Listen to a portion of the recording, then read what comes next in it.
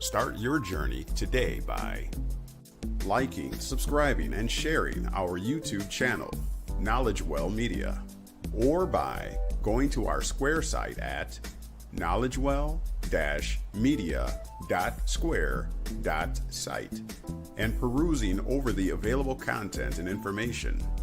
Also by submitting your email at the bottom of the Square site page in the Stay in the Loop section to receive priority information, specials, and other insider details.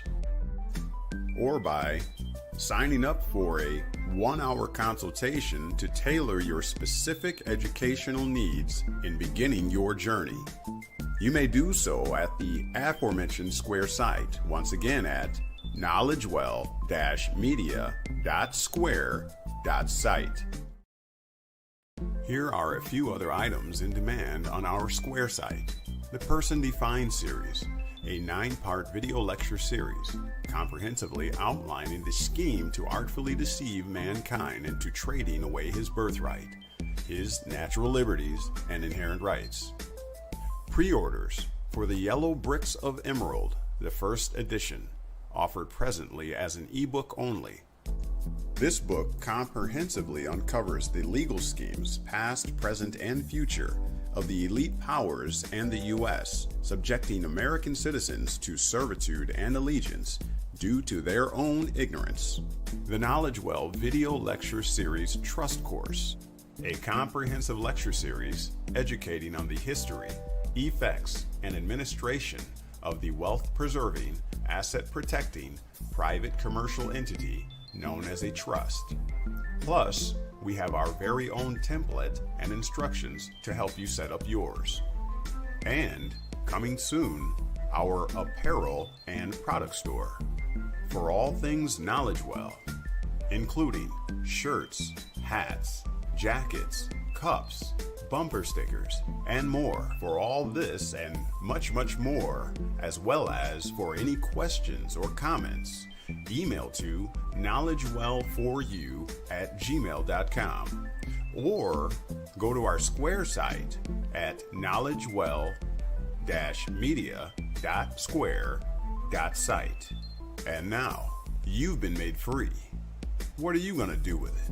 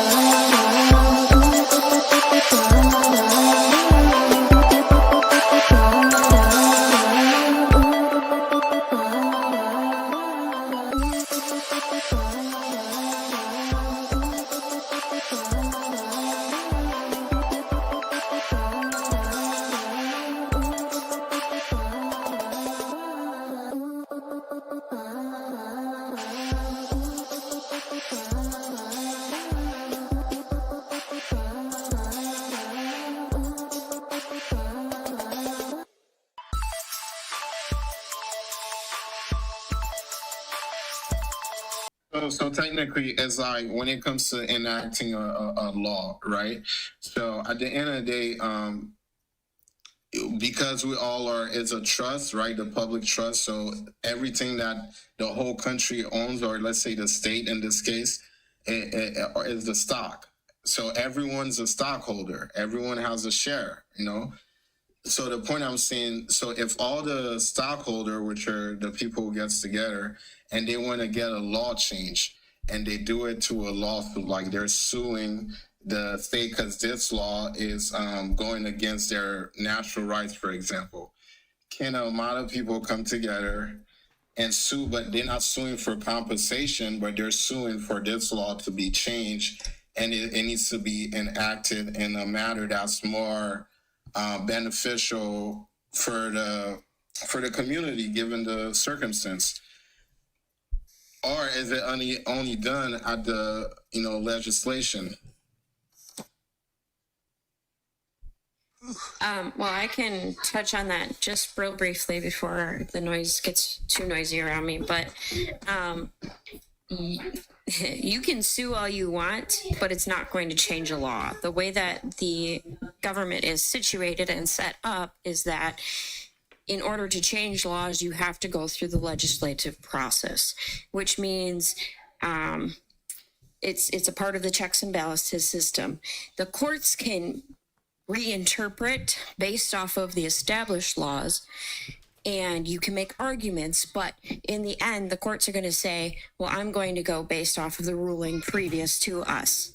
And they're going to basically say, if you want a change in that law or that change, you need to approach your legislative body. So that means writing your congressman, writing your, whoever is someone who is got that power, that legislative power to enact or adjust or change those laws. So that's the long and short of it. And now it's about to get really noisy. So I'm going to yield to the next person who can answer a little bit more thoroughly.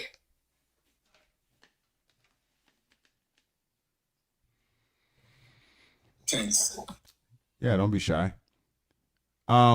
Yeah, and again, I was beginning on that to discuss that fundamental basic understanding that all citizens are participants, members of the state should understand, and that is that you came in to the situation, a situation that was already established. Your citizenship came after. Most of us weren't around in 1848 when the state of Wisconsin was formed. So with that being said, you were grandfathered in. All of the rules, policies, statutes were applied to you. You could say arbitrarily. There's nothing you can really do about it. You just took membership.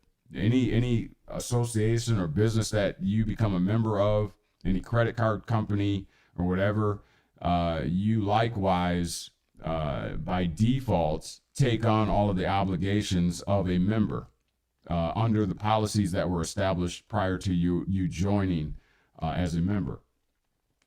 Okay, so that understanding and understanding, I guess, has to be cultured. It has to be taught for you to appreciate the value of that and what I just stated. And the disenfranchisement that we're experiencing like never before, especially on these platforms, is that we weren't cultured in that understanding of business. It's not personal, it's business. It's the business of the state itself being an artificial person created out of necessity to keep rights on foot and in existence beyond the lifespan of a single individual human person.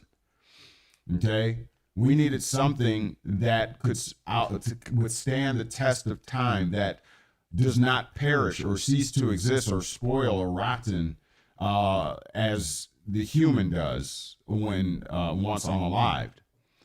That's what we have created and constructed, to keep all of our rights on foot, so that anything that you compile in your lifespan could subsequently be handed down to your successors. Without an artificial person, you cannot do that. Okay? And that is the sentiment and the expression in the commentaries in the Laws of England, okay, by William Blackstone.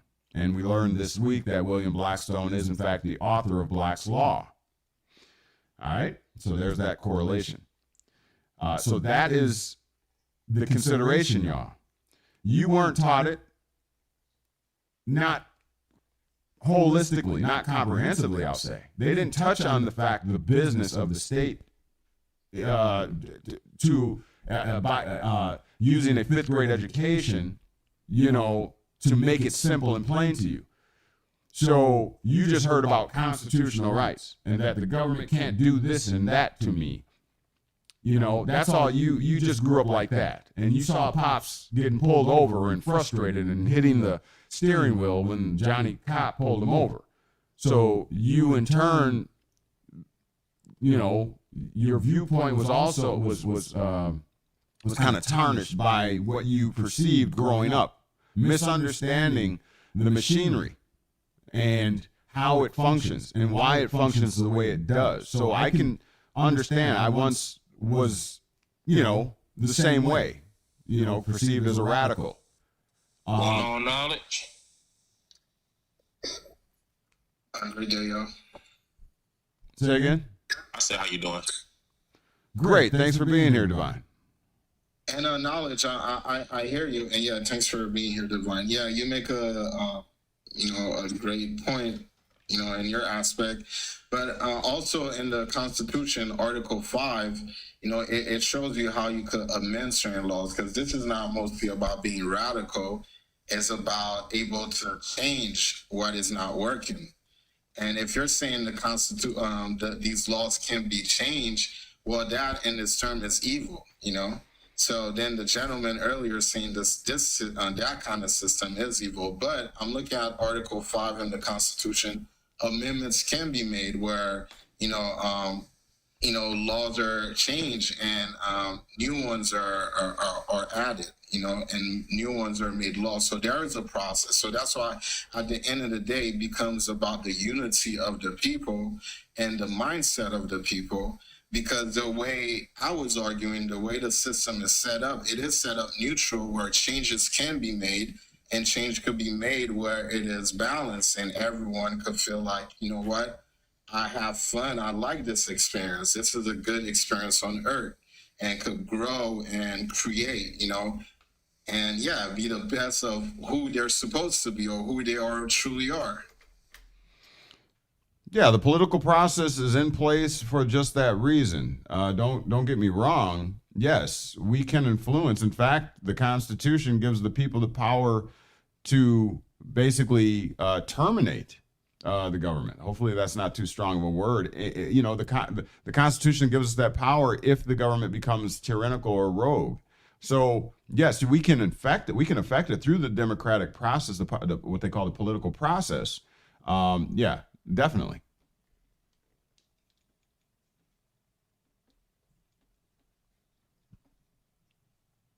Divine, did you want to chime in? Oh, I just came in. What's the conversation going on about? We're having a general conversation. The topic is freedom, the legal game. So there's a legal framework, all right, behind the ideology of freedom. Oh, yeah. Well, to be free, you have to understand it comes with responsibilities. One of the responsibilities you have of being free in now today's society, you have to decide one thing. Do you want to promote the land you live on, or do you want to have the government do it for you? Explain. Even, let's say we go through all the whole process. Let's say I am my own man. Let's say I get back that main security that the government itself is trading on. And now I'm trading on it. Yet I'm still part of this land. If I'm lazy and I don't want to help build a city, help make the city better, help any city on the estate, this is what the government is for.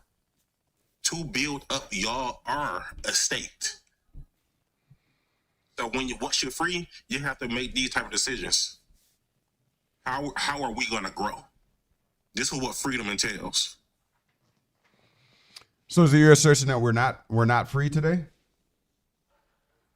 Who out here making their own decisions about how to make their society or what is it? I'm gonna say smaller. How their community is growing. Who making community decisions?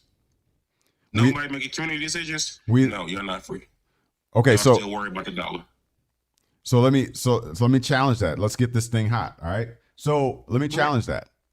So we the people is the consideration, correct? It's not I the individual. Do you believe that? Yes, it's the we the people. But the we the people is made by I the individual. It's I would argue it's the consideration of a pie chart per se, right? It's the consideration of a portion of the whole, but it's still a pie, right? You can remove one slice; it's still a piece of the pie, but it's not a pie. One piece is not a pie.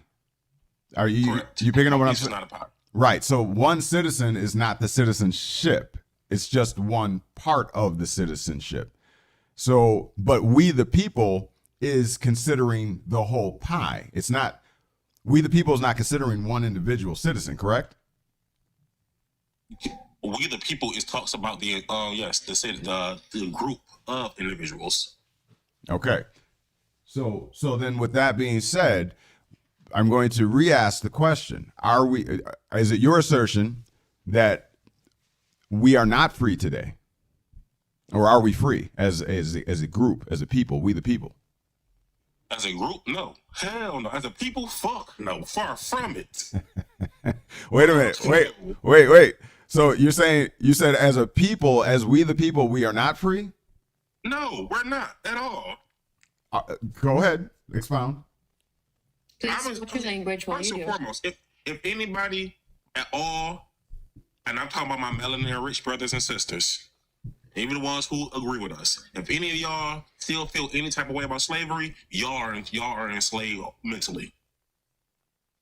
Being upset about a past that happened to your ancestors, but not you, is childish. Listen here.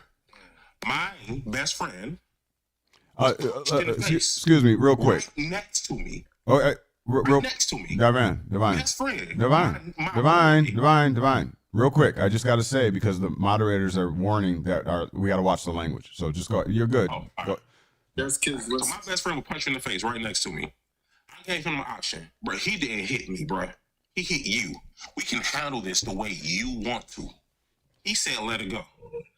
Why would I be mad if my best friend made that decision?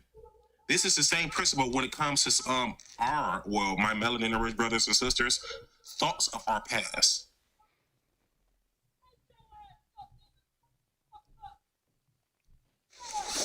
Oh, she's talking to Blue. My bad. My bad. All right. So this is my understanding when it comes to us being enslaved, being tied down to the mentality that I am owed because something happened to my people, not me, but my people, is a mentality that can enslave you to the point of being a victim of all your life. And have the mentality of a victim will always put you in the mindset of you always need. You always trying to get that hand out because you were wrong. Without the validation of being right, without the validation of being correct, and what would be the word for it? Without the validation of being, I don't know. I don't think I can explain know the word yet. Let me try to find it. Word. The validation of being. Without the validation of being. What's the word for it? Well, I can't think of the words. I'll say it like this. Without somebody's telling me that, yes, you are right, I was wrong, we were wrong, I'm sorry for enslaving your people, and here's a reimbursement for that event. Most people are still shackled by that mentality, and it's because they're shackled by that mentality that they always look at things negatively. They look at society negatively, they look at their neighbor negatively, they look at the government negatively. This is why we are enslaved. So again, okay, my question is, and you might have answered it, I might have missed it. Are we free as a people? You said no, right? Emphatically. I said no. Okay, why are we, what in your opinion, why are we not free as a people?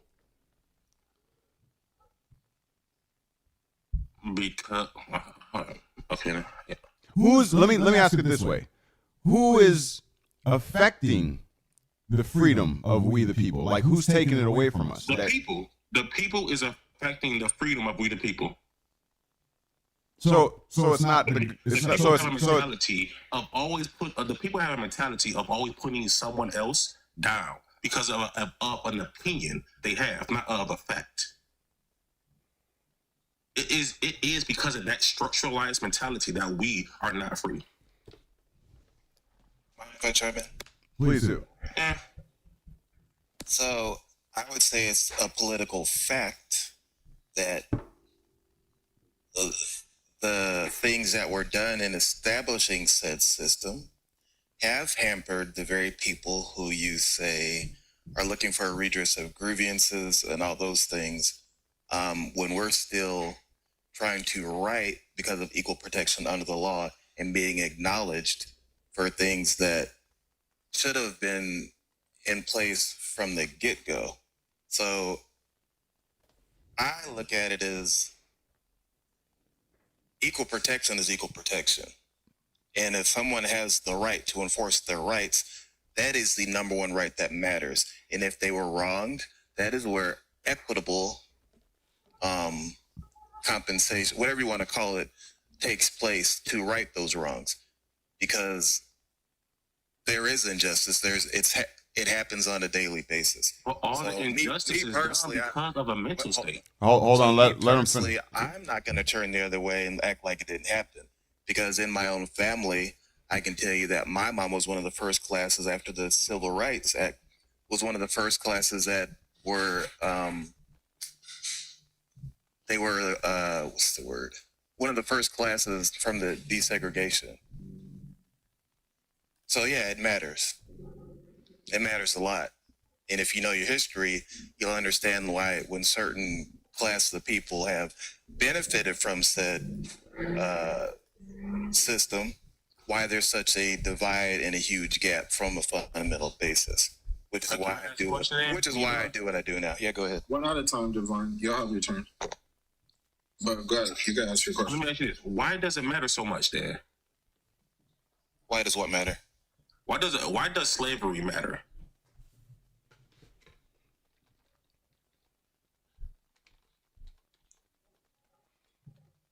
Why does slavery matter? It's historical. It has to do with the fabric, part of the system of which we're actually in today. It's factual, so it has to matter. You can't just stick your head in the sand and, well, those things happen, but it wasn't me. Well, no, because those of us that are strong, we can choose to protect those that cannot defend themselves. Via military, some go into law enforcement, some go into running for different offices, some feed the poor, some do things within their church. There's always something good men and women can do. That's how I would answer that. All right. And honoring what you said, I would say you're speaking upon now with the solutions, but the mentality is trauma from a past event that didn't affect you as the individual. It affected you maybe as a group, but as of now, you or us as a group are failing. You as an individual are succeeding. So I ask, why does it matter? I believe I've answered your question, sir. Here, to me, here's what it matters, because if you look at the definition of economy, it means includes that which pertains to the satisfaction of men's needs. So technically, it's based on a need, right? Now, if you look at the agreement, or the social contract and the commerce contract, if you want to say that, is it being done naturally? Or is it being enforced? What I mean, like this need by the definition of economy, which is to satisfy a need. So satisfying that need, is it being naturally being done, like a bee naturally do honey? Or is it being enforced? Now you have a bee acting like an elephant. Could you repeat that for me? So technically, I'm saying, based on all I'm hearing, my input on, I know y'all, you were saying the slavery and stuff like that. My input when it comes all to about where the disharmony is when it comes to the relations between men versus men, men and women, women versus women, is really in the economy, because the economy means to satisfy one's needs. So now so by that definition, it means like someone needs to breathe, right? Correct? Someone needs to drink water. Someone needs to have shelter. Someone needs to be able to move freely. So all those are part of needs. Now, when it comes to the agreement between, how everyone's going to be able to enforce their needs, right? Is it being done naturally, or is it being enforced? And I think that is the answer to the slavery you're mentioning. Go ahead.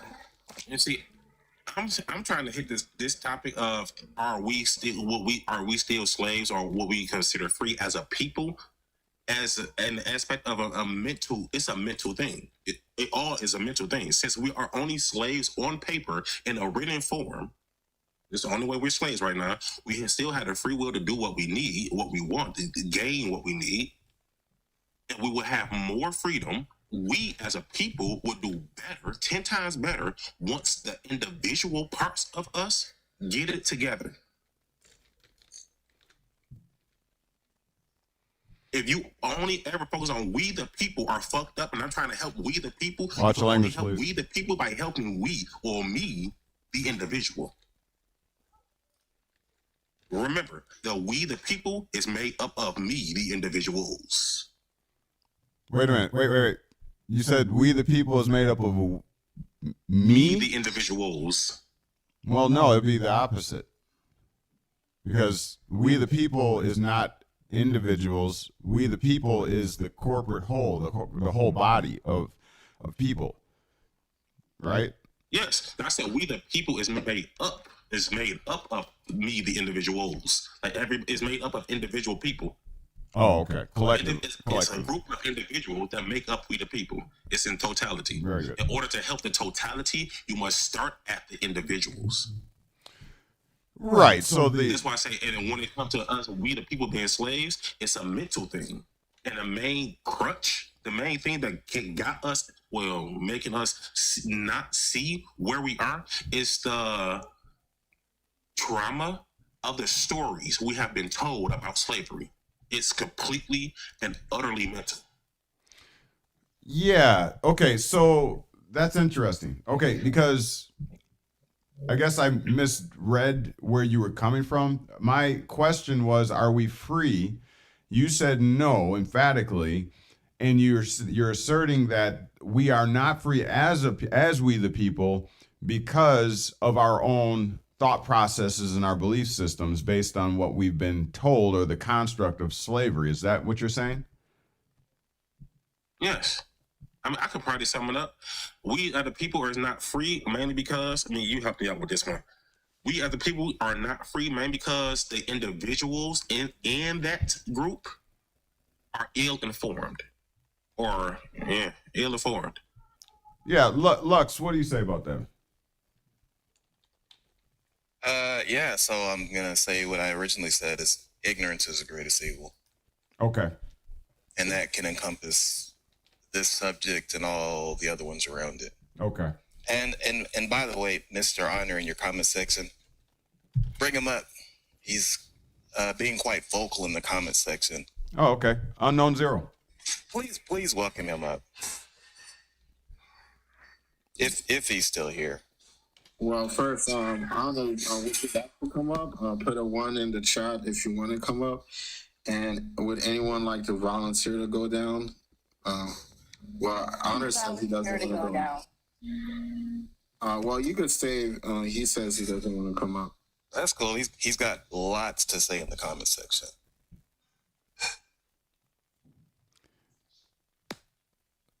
All right, so I guess it'd be fitting for us to say, if you're not willing to challenge what is said here, then maybe limit your comments if they're inflammatory. Otherwise, that could be perceived here as a type of disrespect, or what is it called now? What's the term for people? Trolls or whatever. And we don't want to cast that status upon you if that's not true. Oh, you're restricted. Why are you restricted? I believe I've dealt with you before, Honor. I think I've been on your show, actually. Yeah, okay. It all comes back to me now. Yeah, I was on your show. You guys kind of ate me up, didn't you? You didn't treat me too nice over there. Now, are you restricted? Are you restricted by us? Is that what you're saying? Because I haven't restricted anybody. I don't think I've blocked anybody. Are you just restricted by TikTok? Is that what you're saying? I didn't restrict you. Yeah, you're not restricted here. Please, we have reserved a spot for you. Let's get this popping. Let's get it hot. Come on up. It doesn't give me the option to invite him up. So, Right, he's not. Yeah, he's not there as one of the options. Okay. Well, Honor. So, host, so let me go ahead and clear some things up. Okay. Here's what generally happens, and it's the reason why I actually have a notice on my page. Oftentimes, due to the nature of the subject matter, what you'll find is that there are dissenters, people who disagree, and which is fine. And rather than address the actual accuracy of the information that I am putting out there, which is it's called competent law information for a reason, meaning what I put out there is directly from the highest court of competent jurisdiction. It isn't from the dark web. It isn't from something I made up. I'm not in a lab. It's not something I read from a non-credible source. It's none of those matters. And what happens is oftentimes you have those that feel that it's a personal attack when it's actually the evidence of law that is being placed before them that they choose to either accept or reject. So when you see people being boisterous about, oh, I blocked him, he's providing discord, I can tell you the subject usually tools around people's interpretation of what they think money is, travel rights, and things of those nature. That is what they're disagreeing with. And because I'm the one posting that information, they get in their feelings and decide to say all these things, which have nothing to do with me. It has to do with the nature of the information. Because what nobody will ever be able to say is what I'm posting is wrong. You cannot like me all day long.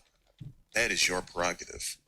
But I am here in the interest of accurate information and increasing the legal literacy of the average person for free.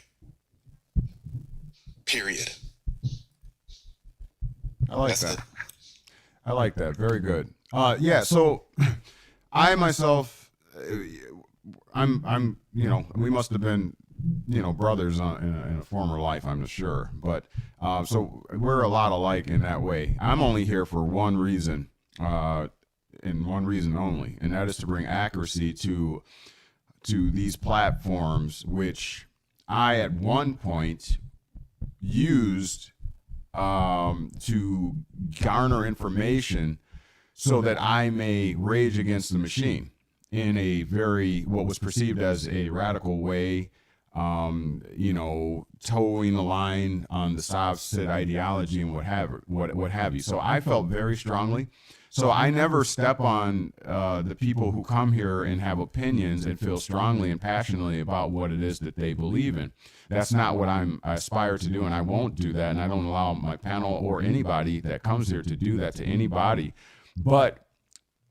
And so I have come to the light, as it were, and so I know the injuries that were caused to my family, to myself, to my record, and all that kind of stuff because of those ideologies. When you have a heart for truth, in search of truth, when you legitimately want to do the right thing, once you are presented with the light, you don't fight that light because you legitimately believe and you're only doing what you feel or believe is right. So therefore, if you are presented with an opportunity to change something that you were doing erroneously, you should gravitate to that. You should accept that. You should be willing, if that's what your true intention is, to be honorable, to be a contributor to mankind as opposed to a naysayer all the time, and so I would just admonish everyone here and take this on to other platforms that no matter what your pride tells you, I know nobody wants to be wrong per se, but why take it as a personal attack instead of taking it as an admonition, as something to grow yourself. Growth is not a pleasant thing all the time, right? It's pain. There's growing pains that the children go through. Their bones are stretching and stuff. You know, skin is stretching. It's an uncomfortable situation. Why can't we just realize that? Why can't we just accept that? If you're wrong, you're wrong. Accept that little pain and then grow from it. And not only that, but be a man or woman and correct it. Go back to your platforms and say, I was wrong about that. Let me bring up the individual that brought this to me, you know, and give honor to that individual who groomed me, you know, shaved off that rough edge and got me to where I'm at right now. I mean, that was the way we used to do it back in the day. Okay? That's when honor was high. Now we can hide behind the digital platforms. You know, we don't have to put up our picture. We don't have to divulge our dirty secrets. We can hide behind, you know, these platforms now, which strikes against honor, in my opinion. That's why you see me. I'm not my panel. Okay, I get it. But yeah, I think you're picking up what I'm putting down. I'm gonna get off my soapbox. Let's just be honorable. Go ahead. My question that I'm going to throw out to the panel, and maybe it can't be answered, but I feel like we kind of threw something similar out there, but is the ability to gain freedom available to us?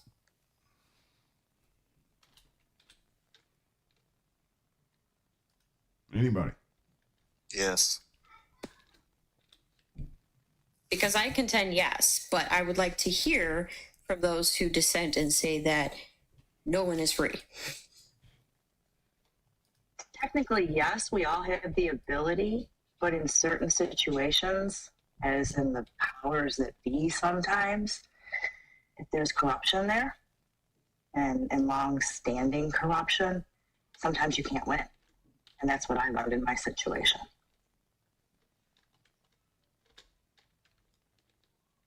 That's a good question. I like it, BB. I would say, like, we all always have the ability. We always have choice.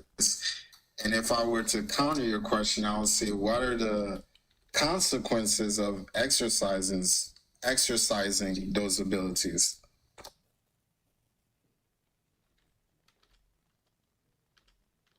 Can we? Definitely retaliation. And that would be one consequence I saw as being really profound, retaliation, when you fight back. Can we define freedom?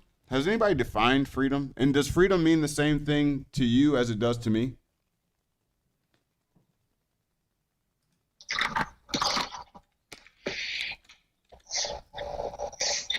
Welcome to the stage, Elvis. Hey, greetings. What's up, Elvis? Congratulations on your platform.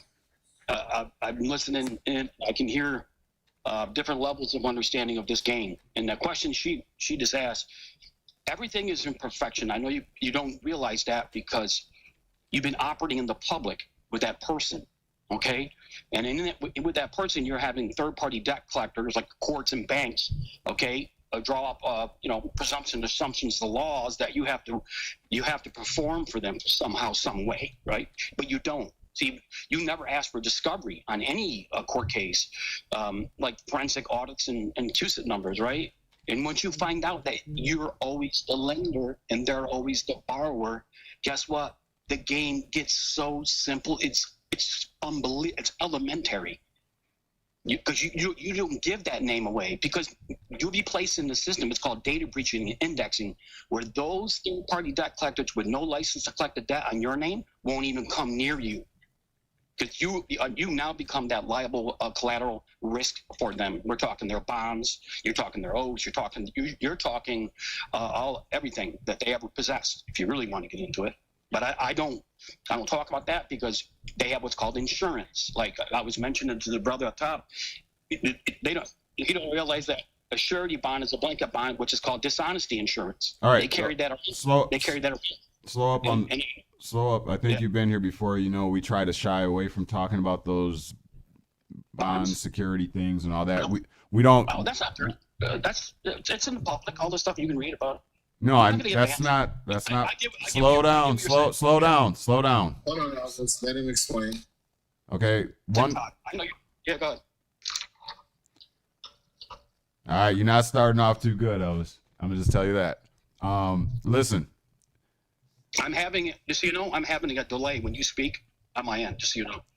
well then, why don't you wait till the delay works itself out? Because obviously you can Oh, see. I'm just saying. Okay, go ahead. Second, Elvis.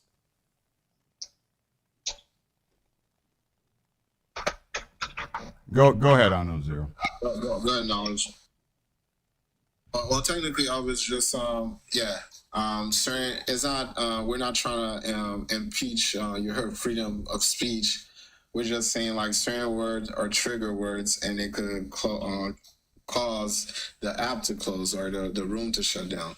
So Yeah. if you want to say those words, use abbreviations. Oh, I got Right. you. Okay, yeah. I'm trying to, I'm trying to figure out those code words so Yes. that the message still gets, it's just people understand what we're talking about. But I get it. That's what they're doing, and I completely understand. But I just want you guys to know something, that you guys are in possession of freedom.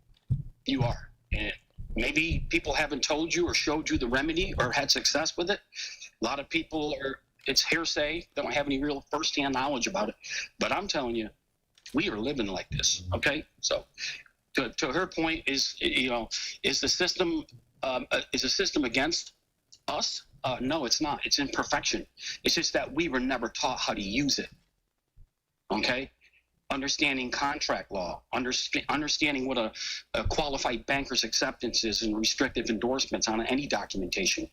Right, and then majority of any contracts, there's no lawful consideration in them. You guys need to become a law. You basically got to become a banker trustee, understanding contract law, right? Because anybody who gives you any kind of contract, there has to be lawful consideration in it, and that's one of the things that we, knowing how many elements there are in a contract, you could use that to your advantage. I'm trying to talk without, any code words, whatever. But anyway, I just wanted to jump up and I wish you guys all the best. But I'm telling you, there is that person behind that curtain is you, because you just didn't learn how to use it. They know how to use it. Okay, how do they use it? Create a deed of trust, get you to sign it. Now they have POA, and guess what? You become the collateral assignment. Why? You're the liable party as the holder. That's all there is to this game. It's so simple, it's ridiculous, to be honest with you. But I know we got a lot of people with different understandings, like people are in equity, and we're talking Canada laws, all that stuff. But it's just contract law, knowing that if you're the holder of any kind of credit or debt, you have to report the taxes. There's the game. All right. Once you report, that's it. All right. But, Hold on. Okay, anyway. Hold on. Yeah. Go ahead, Lux. Respond, please. So, thank you for sharing. Nice of you to come up here. So, I was reading the comments and I was reading something. Somebody wrote something about a bar card and all this other stuff. So, let's just go ahead and address that elephant in the room. What exactly do you think the bar is? And why would you? A British credit registry and what they have, right? I don't know. Are you an attorney? I don't even know if you are. No, Elvis. He asked a simple question. I think he's going somewhere with it. So just if you're going to answer the question, just answer it, which you did. Okay, and now let him continue. Thank you. Okay. Thank you. So my answer to that would be that what you just said is inconsistent with every single court ruling in the United States and the very nature of the bar, the American bar. In no way do we have a British system ruled by somebody in the UK. Well, I would challenge that, just to be honest, because I can prove that. Okay, let's wait. Let's wait. Just wait. Let's have this out. I'm sure the audience would be interested in letting you two go off the chain, but let's give each other. Would you please let me finish what I'm saying, please? Okay? Let's have this dialogue, this debate, but let's present it in an organized fashion so that everyone in the audience is able to glean something from it. Now, you said that you disagree, Elvis. So it is your platform for the next 2-3 minutes. Unknown Zero, please monitor their time. Give them equal time, and let's get this going. Go ahead, Elvis. You go first. And I guess a minute and 30 seconds is 90 seconds is good for you. I feel like we're in like a parliamentary hearing. All right. Anyways, We are. I understand we have to have control. I totally get it. But my question to him would be, does he have a number consistent to be an attorney, prosecutor, okay, or any kind of public, so-called public? That's of no consequence here. We're not going. It's not a personal thing. We're not going to. No. Well, let me finish what I'm saying. Elvis, well, you just be quiet for a little bit. And Just let me finish. All I'm saying is we don't do personal. I'm using this term loosely. We don't do personal attacking. You just make your debate side of your debate, and then he will subsequently respond. It's not personal. Don't go asking for credentials and all that. We don't do that here. Okay, so go ahead. It's your time. You got 1 minute and 30 seconds. Well, if I'm not going to be able to express my questions the way I want to, then I probably just really wasted my time and people on the panel, to be honest. If I can't ask him if he's doing custodian affidavits on defendants, he has to have some form of identification in it. You know what I mean? I don't know how you say that. Hold on, Elvis, real quick. We're just asking you to just make a logic reasoning behind your argument, and we're, in that argument just like, put reasoning and logic behind it. We don't have to know who is who, but you're putting an argument in front of an audience so we could listen to what you're saying. So back it up with a logic, with reasoning, or with a fact, or, but just back it up. That's all I'm saying. You don't have to go into who he is or what he's doing or, stuff like that, because it's not personal. It's just we're bringing a matter to the table and we're looking at the matter, and you're going to back up your matter with your logic, reasoning, and facts, or in experience, or anything else that will back it up. So you have 1 minute and 10 seconds left. Go ahead. Well, I would ask him, being that he's been on that side, that position, what is a what's a custodial affidavit? And does he know, has he ever placed any affidavits of firsthand knowledge into a court record and or affidavits of proof of service into a court record? That's what I would ask him. Okay, time out. Let me lay down the rules of a debate, okay? You're not. Listen. Hey, you guys, listen. Listen. No, you're not going to come up here and do that, okay? Listen. Okay, thank you. So let me explain the rules of a debate. Okay, either you got the sauce or you don't have the sauce. A debate does not involve you. What are your credentials? What's your Are you a credible debater? Where are you from? What's your background? Are you a lawyer? That's not a debate. If you have the sauce and the facts to back up, or whatever your claim or assertion is, then you talk about that. The merits. Bring the merits. We don't care.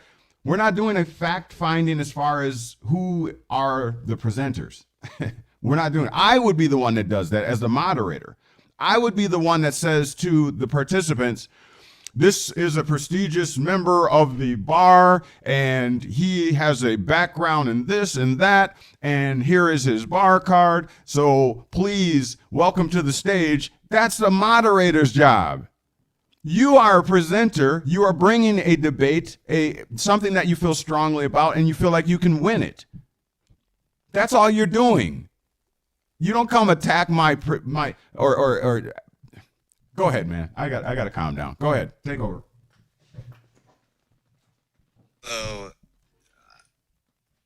So the Mr. Elvis, he said that the bar is British, this and this and that, and a third. So this is what I would suggest. For y'all familiar with search engines, pick your favorite search engine and type in the search subject, what is the Bar Association? You will note that it doesn't say anything about British, the Crown, or any of those things. Simply doesn't say that. I would say read it directly from there, from official sources.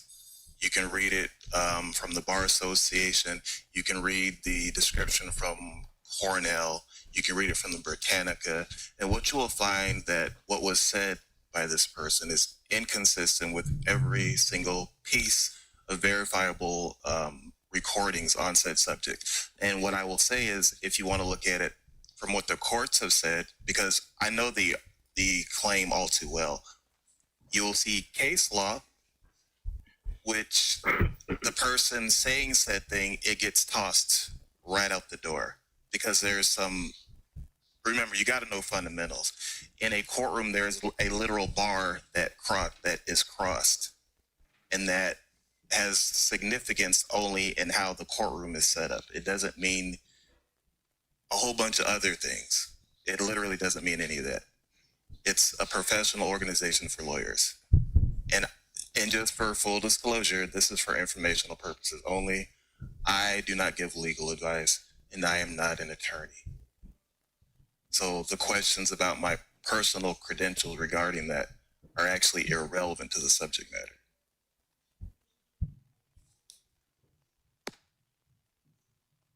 And by definition, here's a short definition for bar association. It says is an association of members of the bar. Such associations have been organized in most states. And it also says the first was in Mississippi in 1825. Then it argued it was actually before 1800, and then it said it was finally merged into a state association. So essentially what they do is they regulate the attorneys in their mission. It literally says right there on their site, is to promote justice, professional excellence, and respect for the law. It's really that simple. I know people feel otherwise, and that's okay. I'm telling you that you can look it up for yourself. You don't have to believe a word that I say. Just go look it up. Search engines are available. You can take it to whoever you want to fact check. You won't find anywhere where it says something different. The UK has their own system. And one thing I will say is, yeah, we borrowed some of the concepts from the UK. That's not arguable. But in no way do we have the system that they have. Ours is different.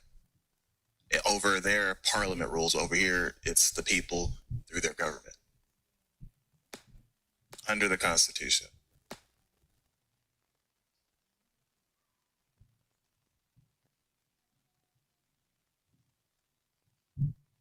Here's where it gets interesting, because I'm looking for bar, but for bar it sent me somewhere else. I'm gonna look it up, but under it, it was bar fee. And it says in English law, a fee taken by the sheriff, time out of mind, for every prisoner who is acquitted.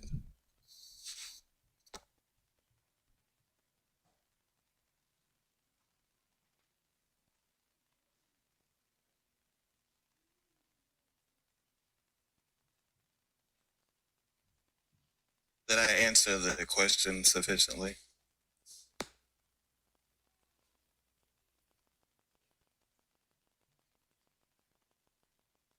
I think he left. He's not here no more. The other person, I think it was Elvis. Gotcha. But, so I'll say this, it's not the first time I've been asked that question. I often get that question asked when there's information that says otherwise. So it's okay. I got a question. Maybe it's a conversation starter.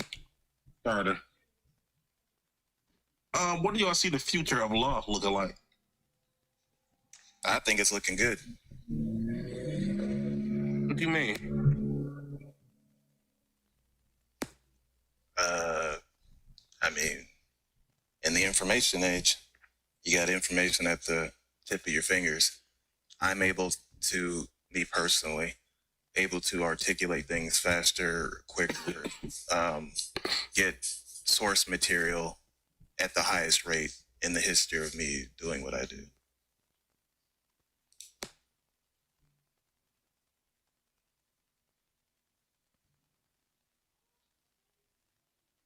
I finally find a meaning for bar. So bar means also integration, and it means the act or process of making whole or entire.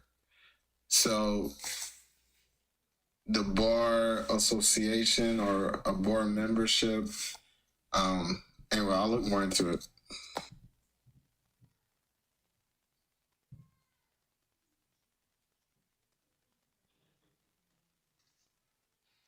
In the future, if everything is mainly digital, since we're moving to a digital age, how do you think the law will be implied then in this future that we're working towards?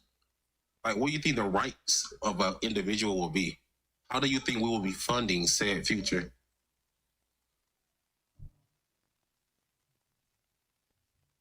Are you talking about like how's the government gonna be funding things, or?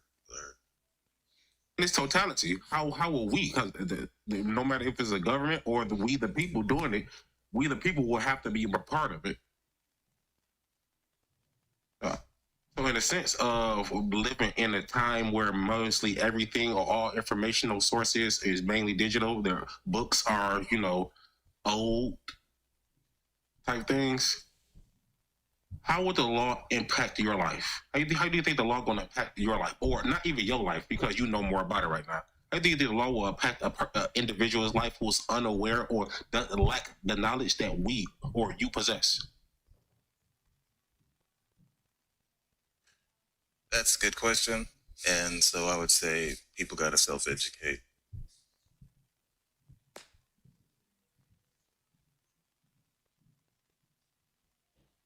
And see, I'm looking at it like the way I'm looking at it.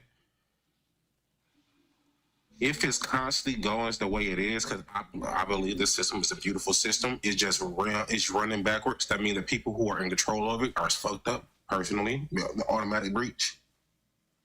Now watch your If it language, keeps please. going in the same direction, we will have a dictatorship before not too long. Well, let me pose something, if you don't mind me interjecting.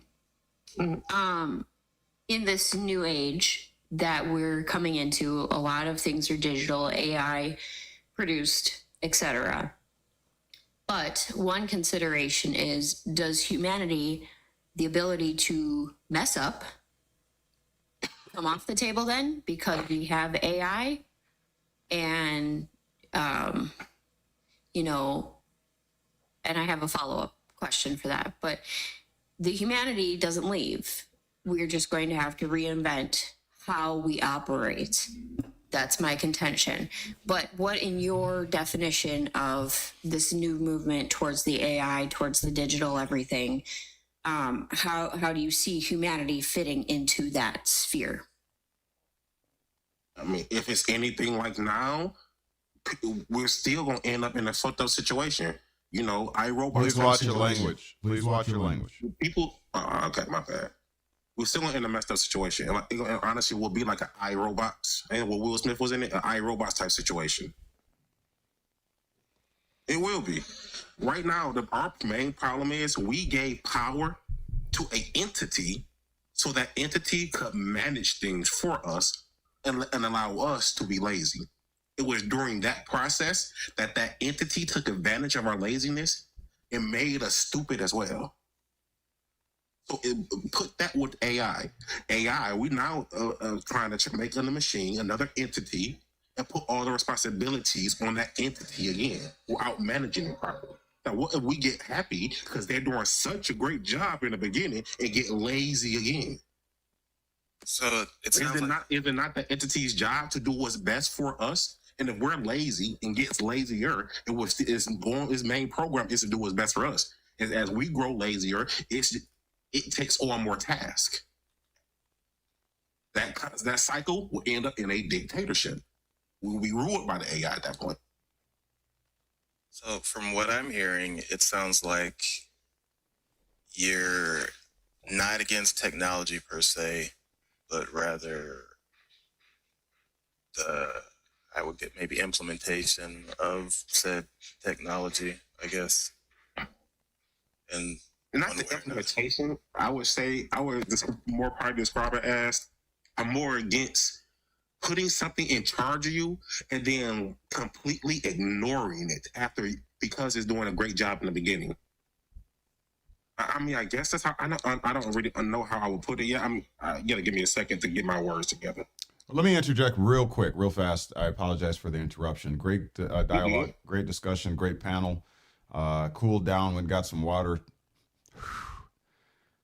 So with that being said, I want to show appreciation for everybody that's here on the panel, my esteemed panel, as well as the audience that is participating today. You could be watching football. Maybe you are simultaneously, but instead you are here with us, and we greatly appreciate that on our KnowledgeWell Media TikTok, as well as over at our KnowledgeWell Media YouTube channel.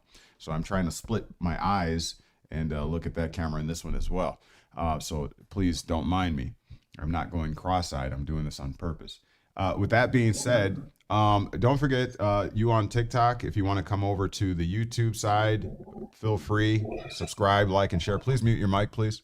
Please mute yourself, please, on the TikTok. And so please feel free to join either way. TikTok, if you want to go over to KnowledgeWell Media YouTube channel, or KnowledgeWell Media YouTube channel. If you want to participate on the panel, you can go over to our TikTok. We're streaming simultaneously. All right, I'm starting to roll now. With that, and also, happy Day of the Sun to you. It is November the 3rd, 2024. Please help us on TikTok to get up to a new goal of 30K hearts. If you can continue to vigorously and rapidly and often tap your screen, that will help us with the algorithm and help us meet new milestones, which in turn rewards the channel, the platform. On KnowledgeWell Media YouTube, please make sure that you are hitting that thumbs up button.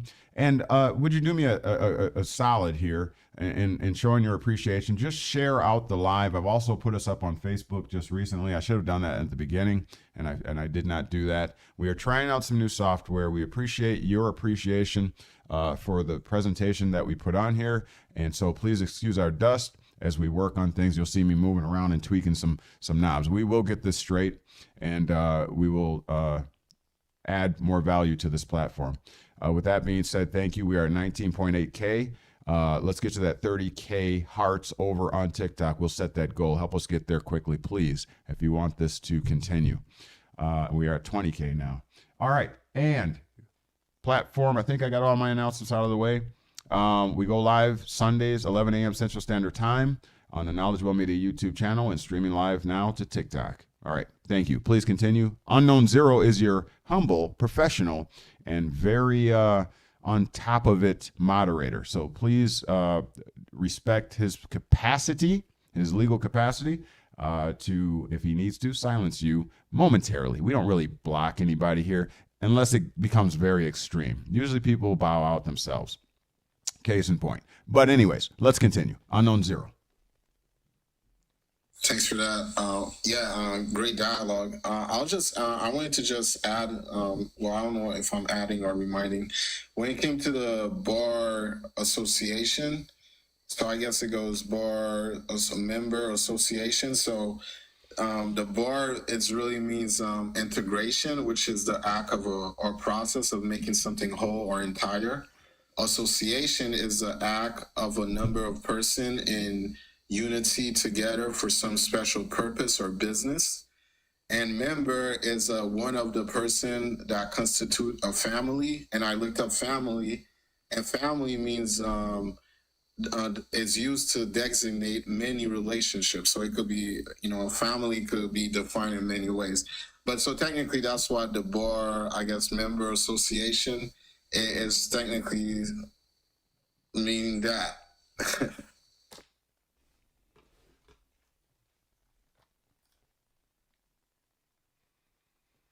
Hey, I'm just thinking. You say you will only block somebody if they come in here and stream. And what if somebody came in here and just said, "Hail Hitler"? No, I didn't say I'd block somebody if they stream. It was just a joke. That was funny. You trying to get me blocked? You trying to get me? Not that tall. All right. So yeah, the topic today is freedom, the legal game. So we were talking about the structure of the legal game in relation to what is known as freedom. But I posed the question, what is freedom? And is your idea of freedom the same as mine? So maybe the issue, as I alluded to earlier, is in our different cultures, our different perspectives, diversity issues and whatever. We're all looking at things from a different angle, spectrums of light off of a diamond, right? Different cuts of it, and there's different spectrums of light. Maybe that is part of our issue. What is your definition of freedom? Is freedom your perception of freedom? Does that translate to what my idea of freedom? What say you? What is freedom? Well, if you go to your favorite search engine and type that very question in, it has different meanings.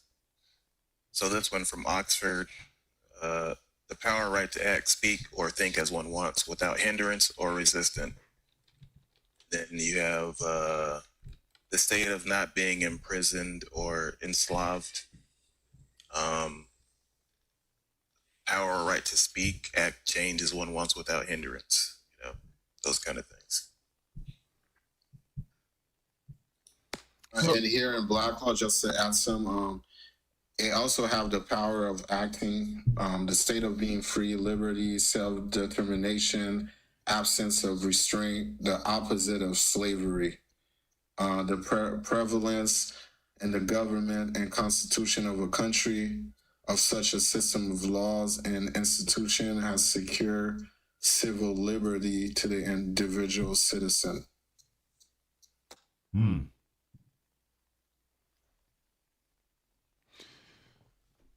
So somebody said in the chat, full autonomy. Can you have, now here's the question, all right? Can you have organization if everybody has full autonomy? Or will it be chaos? Go. I believe you have organization. Say again. I mean, just because everyone is free to make their own decisions, free to judge themselves, and free to act as they see fit to act, 9 times out of 10, the mentality of most people is to, I don't want to be hurt, and because I don't want to be hurt, I don't want to hurt. I ain't trying to put no pressure on nobody else. So I believe because of these base mentalities, it'd be mainly a structured and organized society. I mean, you do have those rare few individuals who crazy, extremely crazy. They just get a few hinges, not all the way tightened. So, But, you get those rare Hannibal Lecters, all I'm saying. You get those rare Hannibal Lecters. All right, let me counter that a little bit. So, say your girl is messing around behind your back and she got pregnant and you're just wild crazy, like all you see is red. So, what's going to stop you then if there's no system in place to per se strike some type of fear or moral code for you to not act out towards your girlfriend or her lover or whatever and do something kind of crazy? It may not be something that you would normally naturally want to do, but because of your emotional reaction, you are triggered to do something out of character. what would stop or contain or even protect a potential victim from something happening? That's a loaded question. No matter if we have a law in place or not, if you snap, you snap. But you realize though that a lot of laws are in place because someone at some point snapped and the people in charge went, oh, okay, apparently we need to make a rule about this because apparently not everyone thinks or believes that way. And so when that person does step outside of their character and makes a mistake, whether malicious or, unintentional, that is for then a court to decide that person made a plan, they plotted it out, they bought some rope and tape and blah, blah, blah, tied the person up, kidnapped, or not, excuse me, I can't say that word, took them away from where they were, and they made moves to do potential injury. What is to protect a victim, and B, what is to garner consequences and decide if that was A, malicious, or B, unintentional, accidental, but we want to make sure that it doesn't happen ever again. The murder weapon, typically, if you kill somebody with a stick, hold on, Ice. Be careful with those words. Oh, okay. If something happens with somebody and you had used a stick, like a regular stick you picked up off the ground, I'm assuming it was a spontaneous type thing. If something happened to somebody and you had to gear up to do it and travel, this was a plan. If I could bring my own clarity to this real quick, when it comes to to the freedom, I feel it's a gray area because we're talking about two. Well, we could be talking about three, but I'm gonna keep it in two aspects. So there's the freedom. For example, if I close my eyes or someone closes their eyes, let's just use a random person. They close their eyes. They see something in their mind. They want to write it on paper and create it. They have the freedom to do this. But now when it comes to the shared world where he opened his eyes and another person, maybe she opened her eyes and they both could see a tree. And let's say this tree is a coconut and they know coconut fall. So they probably will both agree not to make a house under the coconut tree. I'm just trying to keep it simple. I don't know if you get that point.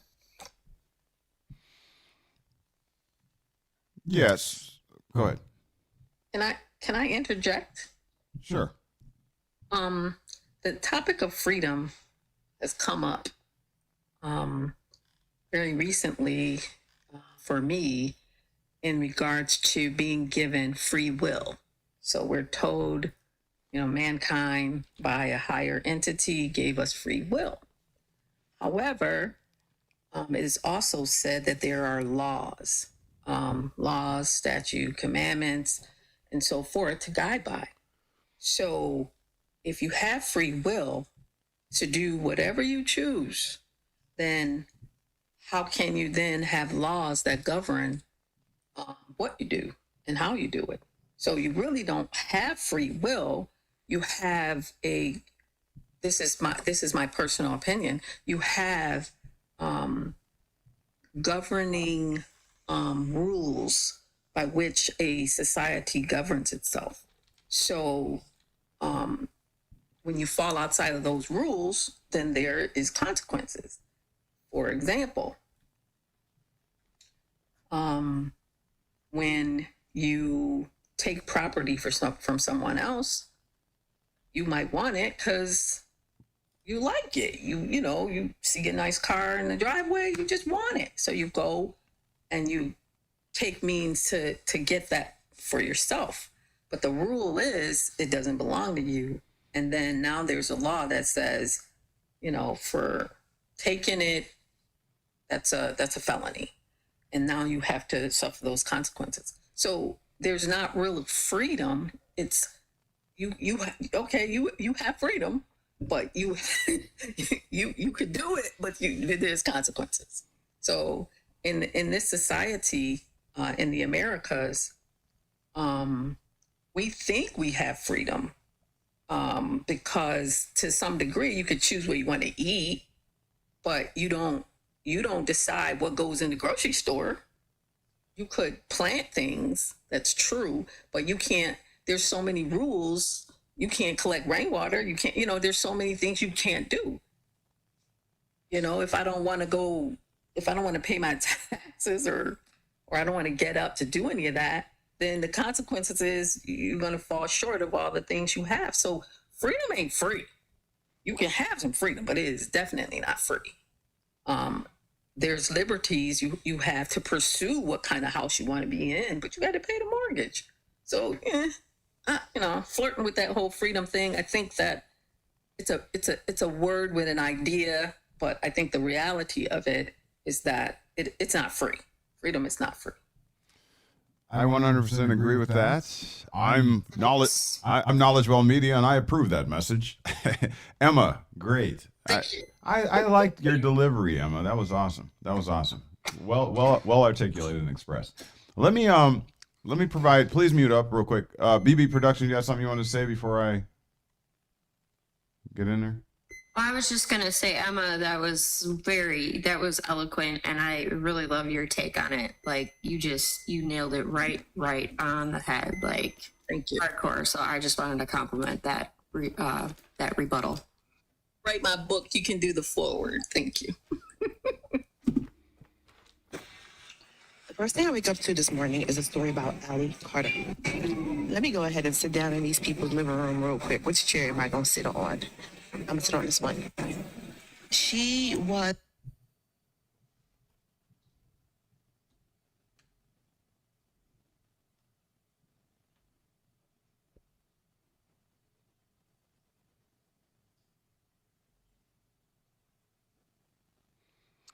My apologies, everybody. My gimbal died. Oh, unalived. Goodness gracious. I'm coming back in here. Give me one moment. Come on.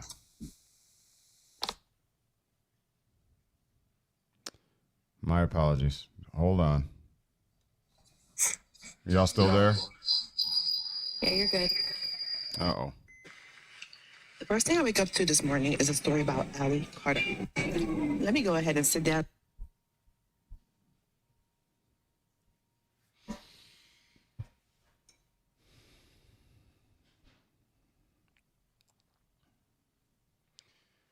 All right, my gimbal unalived on me. I just plugged it in. Let's try and get back on here. Can everybody hear me? Please come back up. I did not take you down. Everybody in the panel. Unknown Zero, come on back. Come on back. Come on back. We're coming back in. I apologize. My gimbal died, unalived, and for whatever reason, it cuts off my phone too.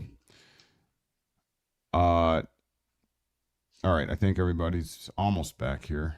Come on back. And while you get that, I guess, fixed, I was just going to add with the free will. By the way, I like your comment too. I like everyone's comment because I feel it's all coming from a logical place. And that's all I could ask when people are making their own input, It's not saying repeat it, but something they process so that way it'll have more meaning, at least to me. But I would say, like, what I observe when it comes to we have free will. And I think free will has become an issue when there's a complaint. So let's say someone exercises their free will, is allowed until now someone complains, and now it's going to go to a place of meeting where everyone's going to agree, is this going to be acceptable or not? And now we have free agreeing or free agreement will. I feel we don't have free will, but we have free agreement will, or free... Yeah, I'll say that free agreement, or free agreed to will, if you want to put it in that term. But that's kind of what we have, and also able to contest it too. Yeah, let me provide some some information from the Edamon online dictionary.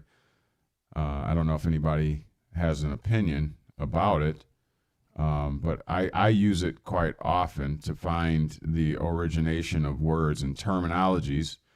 And so let me give some context here on the two terms we've been talking about. Well, actually, yeah, on two or three. All right. So first of all, real quick, I'm not trying to get off topic, but we discussed this, and I wanted to look at things from the Edamon. We talked about the bar real quick. I'm just going to touch on this real quick, and from the context of the part of speech, a noun, right? The bar. It says the whole body of lawyers. That should ring in your ear a little bit if you've been around here for the last week or two. We've been talking about corporations. It's not about the individual, it's about the collective, the whole body of the people. It's not the individuals. The law does not see the individual when it comes to the issue of citizenship. Okay, so that's why when you go into these courts or whatever and you try to aver or declare your individual constitutional rights to do this and that, in an adverse position to the state and its laws and whatever, a lot of times it's erroneous. It's looked at as erroneous, right? And so why is that? It's because when it comes to corporate persons, artificial persons, the state, jural societies, whatever, that is a consideration, or we the people, that is a consideration of the whole body. And it's the same here. I'm going to share this actually over at KnowledgeWell Media YouTube channel. There you go. You can see it now. So it says the whole body. This is a bar. When we're talking about what is the bar, okay, the bar is in the Bar Association. It says the bar is the whole body of lawyers, not individually. It says the legal profession. And it says from 1550s, a sense which derives ultimately from what? The railing that separated benchers from the hall in the Inns of Court. Okay, then it's going to say see bar. We'll go there in a moment, okay? TikTok, if you cannot see what I am pulling up here on the screen, then go over to our KnowledgeWell Media YouTube channel, and you can see what I'm demonstrating here. All right, so it also says, what is the bar right here? Students who had attained a certain standing were called, quote unquote, called to it to take part in the important exercises of the house. They were called to the bar, okay?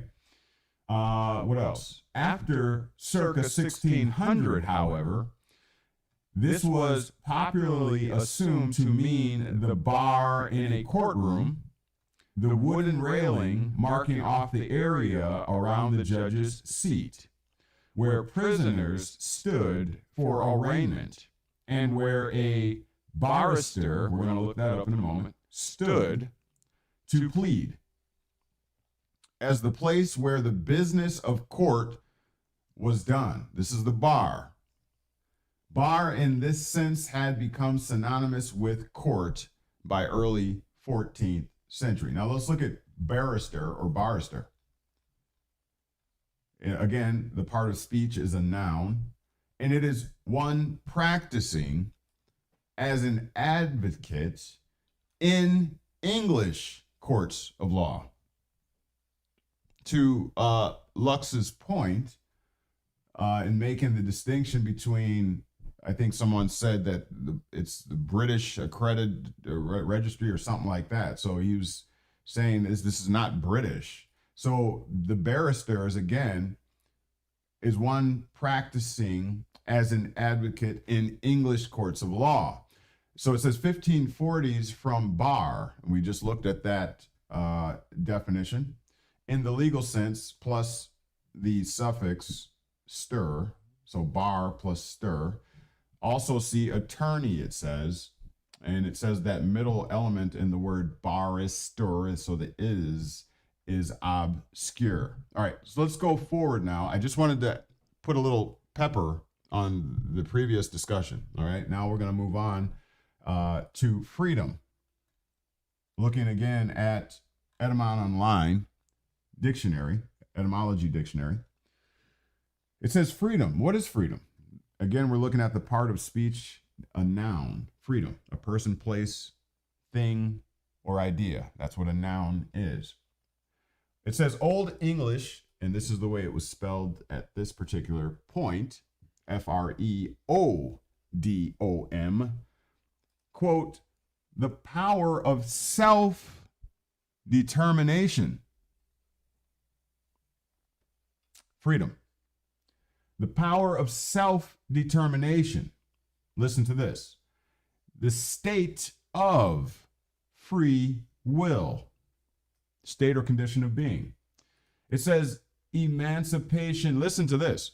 Emancipation from slavery. So at one point, you were enslaved, therefore you did not experience freedom. Okay? But once you are emancipated, set free, then you can experience freedom. Deliverance. Someone comes and rescues you, sets you free. Freedom. See, it says free, as in the adjective, plus the suffix dom, D-O-M, meaning exemption. Exemption from arbitrary or despotic control. Or despotic, hopefully I'm saying that right. Despotic, I think it is. It says, look at this. Civil liberty is from late 14th century, meaning possession of particular privileges. So that is looked at as a type of freedom. When you become a citizen and you are vested with political, civil rights, privileges, and immunities, that's also considered freedom. Okay? Meaning, okay, I already read that. That's from 1570s, that context. Similar formation, okay, blah, blah, blah, blah, blah. Okay, now let's look at, let's look at the distinction between what freedom is and what liberty is. It says liberty, again, a noun, says late 14th century, free choice. Freedom to do, so freedom is incorporated in liberty. Freedom to do as one chooses. That's liberty. As opposed to merely experiencing freedom. Also, freedom from the bondage of sin. From Old French, liberté, or libert, L-I-B-E-R-T-E. Freedom. Liberté. Say again? Liberté. I can't do it like you. All right. Liberté.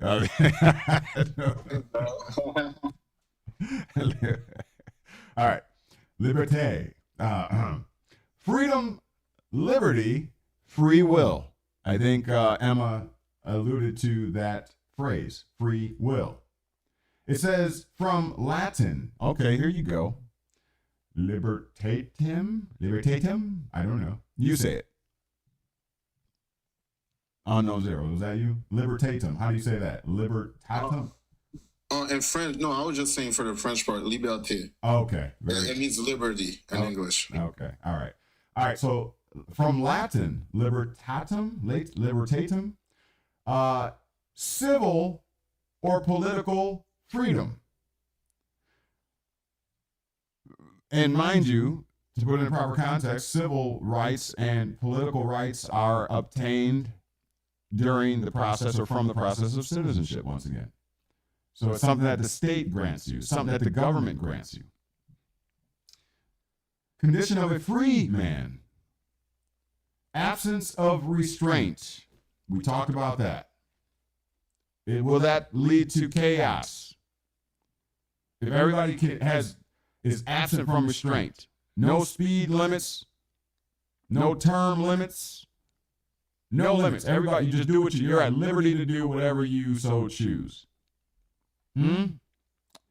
Take that man's wife, perhaps, because you want her more than, coveting somebody's wife, which would essentially break the 10 Commandments, but I digress. Absence of restraint, permission from liber, L-I-B-E-R, which interprets free, that's liber. So liberty, the liber part, L-I-B-E-R, means free. Okay, so it says, see liberal. Interesting. Liberal. At first of persons or communities, the state of being free from arbitrary, despotic, or autocratic rule or control is by late 15th century. Go ahead, panel.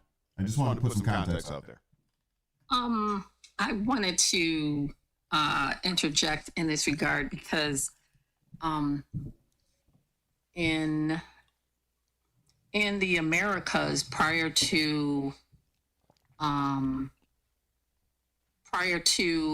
I guess like the documented 1300s, whatever, the way things were with the native people, they never saw themselves as being able to own the land. So the structure was more like community, meaning, you plant vegetables and fruits and anyone had the right to take what they needed. So you didn't own it. They had free energy. They have water flowing in and out. There's all kinds of proof of this. And so in regards to the word freedom, then it's different than how it's structured once, once the people who were fleeing from their governments had control over like what is known as religion or every aspect of their life, let's say. And so they would, like the word F period, U period, C period, K period is fornication under the consent of the king. So they controlled everything. And these people was fleeing, being incarcerated, and, somebody could, two witnesses could say they did something and then they would burn them at the stake. So these people was fleeing from that kind of regime to come to this place. And so then they defined freedom as not being, overwhelmed by the governmental, they didn't call it government, but the people who had rule over them. So when they defined freedom, they did it the way those definitions say. However, as we know, the freedoms that they allowed to certain groups of people, like there was a time when melanated people weren't allowed to read. So it was against the law to read, which is kind of weird, but in the age of information, I could see why, because a lot of things that we believed aren't necessarily what is the truth. So I'm just saying that those definitions came about from the people who was fleeing from, overwhelming governmental rule over every aspect of their life. In the meantime, the people who were already on this land, their definition of freedom was you take what you need. You don't store excess. And so people had the right to just go and pick apples or peaches or mangoes or whatever that grew off trees. Right now, we don't even have, in most cities, I think it's again, I think it's not. I think it may be against the law to plant on governmental land, female trees, fruit trees. They're nowhere.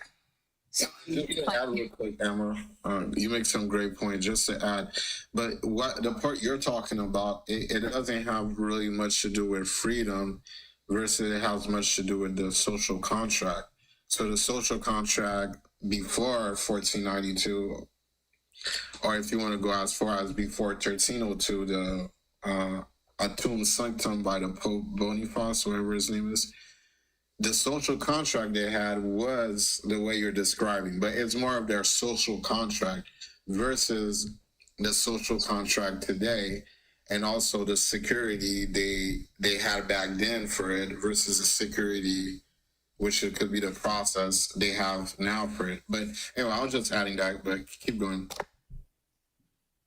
I was just saying that how freedom is defined,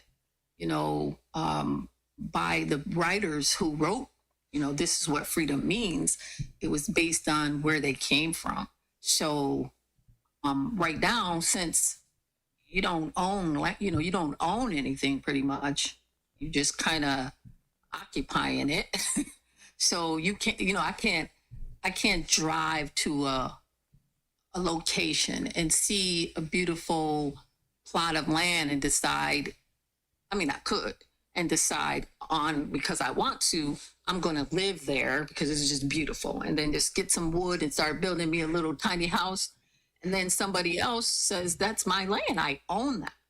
So I don't think it was like that before, where all of this possession of ownership restricts freedom because it's my stuff. You can't just come here. And I think that's the difference between how things are defined, not just from a social, but, well, everything is social, because once it's the law of the land, then it affects everybody from a social standpoint. So you make a good point, Emma. Just to jump in real quick, and you could go back at it. Now, how was property, or, because you make a good point, but now I wanted to ask you, how was, because you said land and we have to own stuff, people to own stuff, but how was property passed back then versus, because I know now property is passed, to contracts, trusts, a will, but it's usually to a written document if you want to simplify it. But how was it passed on back then? Oh, from my studies, people made covenants through BLOOD. So they married into families. They would strike their palm with something to draw BLOOD. I don't know if that's the right word that I could say out loud. And then they would shake on that, and then they would be in a covenant, like written verbal agreements by way of that act of, now we're BLOOD brothers. So now we act, and everybody in our families act on the fact that we decided that this is how it's going to be. So that they went by their words. Now it don't work that way. It works based on identifying, like, oh, these are civilized tribes. Like, who decides who's civilized? Oh, you made an alignment with me, so therefore my structure that I'm putting, I say that you get these liberties. So that's what I'm saying. It's different for different people who came to these lands. They decided that freedom was going to go to people who made a covenant or alignment with them for what they wanted. It's totally different. So I love how you put all of that, like, amazing. Sorry if Unknown, you had something to say. I'll let you go first, but I do have a follow-up comment. I was just going to say, just to clarify, so you're saying the way they were passed on property was to verbal agreement or verbal acknowledgement by them and the community, but it was not a written record, because now I guess days you know, or a little bit after that, you know, I'm sure there was writing, but I'm not sure. But based on your research, you're saying it was verbal agreement, it was not written records. But go ahead, BB. All right, Emma. You touched on a nerve for me. And this is a comment that maybe is more speculation than actual factual. But you said something about the ownership. What if the reason, because you were talking about the fruit, you know, being able to just go and pick your own fruit and plant your own land or plant your own gardens where you work. What if the concept of ownership is what has sparked the need for these boundaries, these rules, these laws, these social constructs in order to be able to maintain control?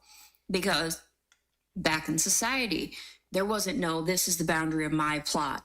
It was more like, oh, well, I'm going to live in this space and, you know, you can live in that space. And as long as we agree, we don't have any conflict, live and let live. But once we established ownership on paper, man, you drew that line on that map of this is the boundary of my property. You may not cross it unless I allow you to. You may not steal my horse to go run off. You may not grab my corn this month. You may not pick my lettuce this month. What if the concept of ownership, owning the land, owning the property, not just saying, you know, this is our verbal agreement, how to live together, you know, in community. What if that definition of ownership is what has sparked the ability or the constraint on the concept of freedom? With that, I yield. Well, absolutely.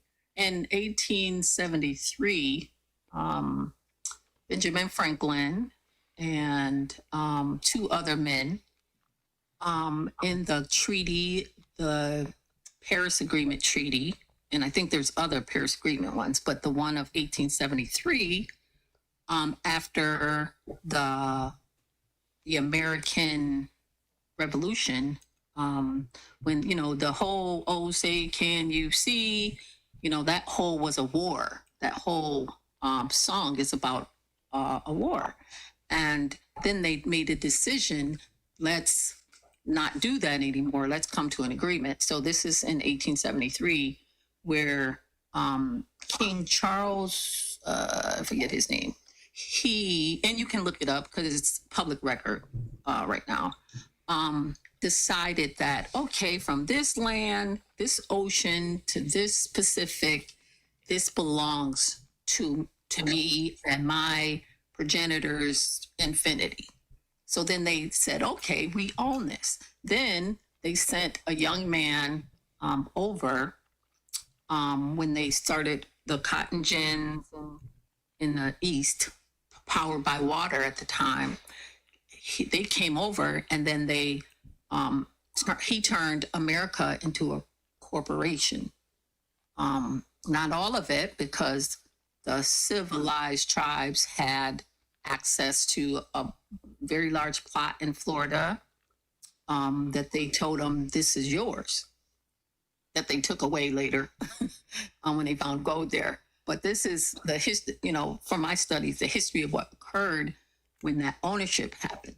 And so then from that, okay, I own it, now you're on it, so now taxation. Now all the laws and rules that we are governed by now and continue to be governed by is based on that treaty of 1873. And you're right, you know, the lands weren't like that. Freedom wasn't like that. But the way it is now, it's not really freedom. It's more like, I own this, all of this. You got to pay me to be here. And that's why, you know, you go to work every day and you can't stop doing that. And enjoy the quote unquote freedoms that you have, that you believe you believe this is your freedom, what color car you drive and where you choose to live. To jump in real quick, great answer by the way. I'll make it real quick. If you like knowledge to eating. Okay, well, bon appetit. So, well, yeah. But just to add real quick, I was gonna add when it comes to the to what you were saying, BB and Emma too. When it comes to like planting, like me, my first hand experience with like fruit trees, because I eat fruits a lot. I harvest, I go look for them. They're always in abundance, so it's hard like for someone to be like, "Yo, this is my fruit tree," So I see with farms, which also means like a group of people, like technically a land devoted to agriculture. But with farming, like people can have like community farms where they plant food together, and there'll be more than enough food. But to the point I was getting, so the issue wasn't really in, I guess, the food part. And based on like movies I seen, like there's one called The Devil and Daniel Webster, which is about commerce and it involved debt and all of those stuff. When it came to the first people they put in debt in order for those who knew about contract, and they wanted the upper hand on those who didn't know about contract, the first group they put in debt were the farmers. The farmers were technically the first debtors. And that's from there, that's how they took enough advantage. Because it was never going to be about, with food, what I've learned, like I was saying, it's never going to be about if there's enough. It's always going to be more than enough, always to share. So it was more of a matter how, based on those who want to take advantage of the contract world against those who don't know, is how you could put the farmers in debt. So now because they're in debt, you're in control on how it's actually being administered. There's a book called the Olive Tree, the Lexus and the Olive Tree, and it talks about the car Lexus and how it was developed and how much precision it was. And the Olive Tree talks about the cultures that had quote unquote freedom, and how the bankers, the financiers would come in the name of life is going to be better. You can have these monies to build and to do this. In the meantime, they didn't know how to read them, and they didn't understand that interest rates and what that meant. And if you missed a payment, you could have a 2.1% interest. You miss one payment, now it's 37.2, stuff like that, which is still exists on predatory lending with credit cards. And that's how, and I think it was 2008 in the Americas, we had that crisis. We had that crisis with real estate. Is because this specific company, I won't name them. I know the name, but I won't name them. They told people they would get this low interest rate, but they didn't read the contract, and the interest rate was compounding every day behind the scenes, and so it top-heavied all the housings. That's how we had that economic earthquake regarding real estate. So definitely contracts, and I wanted to talk about the whole not bar association, but the laws, like the Black Law Dictionary. So I went to a class where we studied this, and in the dictionary, I mean, I don't think we know, because that's how contracts are designed. We don't know that when you receive, I don't know what we know. I'm sorry, I shouldn't assume that, but I didn't know. When you get a piece of, say like a bill from an electric company, or, when you got to renew your license or something, it's always in capital letters. So it'll say your name, but it's all capital letters. But what I learned from this class is that is an entity, meaning like an LLC is an entity, and any business is. And so when that comes in, that's not really you. That is you as an entity. So that when you were born in this corporation, as they did in 1873, your birth, the certificate that you get at birth, at the time they used to stamp your toes. They would put your feet, little baby feet, cute little baby feet in the ink and stamp it on there. And your parents were basically agreeing with your consent in that way, that you were a part of the company, the United States of America Corporation. And so then everything is designed in the maritime system to be able to bill you. You know, you speed, you get a ticket, what's your SS number, and it's all connected to that certificate of birth, and that's the system they have to bill you. When you get married, you got to have a certificate. When you go fishing, you have to, because really, in their mind, they own the land. Not in their mind, in the Treaty of 1873, they own the land. So they had to have some kind of system to make sure you pay because you don't own it. So that whole system does exist. I know you guys heard of the straw man. Yeah. That's who it's supposed to be, is this capital letter of you. Now, in that class, Emma, we looked it up. And they said we were monsters. I'm sorry. Just real quick. Just for the sake of adding a little bit of balance to your assertions, which a lot of it I agree with. I want to let's let Lux weigh in on that just a little bit. You may continue, just if you will, just let Lux, he wants to chime in on that real quick. Absolutely. Hey, Emma, how you doing?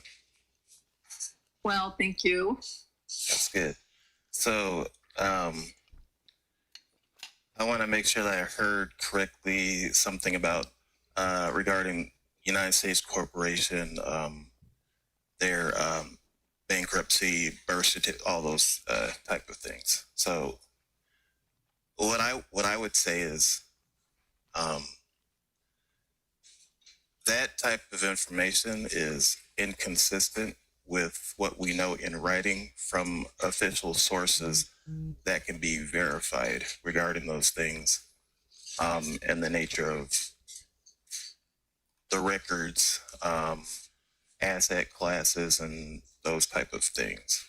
And I would be remiss if I didn't make any comments on that. And I'm speaking from a professional aspect, and just knowing that there's certain things out there that I haven't seen any documentation of that I can verify. And one thing that I will do is go and check something up and see if there's something that I can find that gives it, some fair credence. And I have, on the other hand, found tons of cases where they've explicitly, and when I say they, the courts have rejected such notions.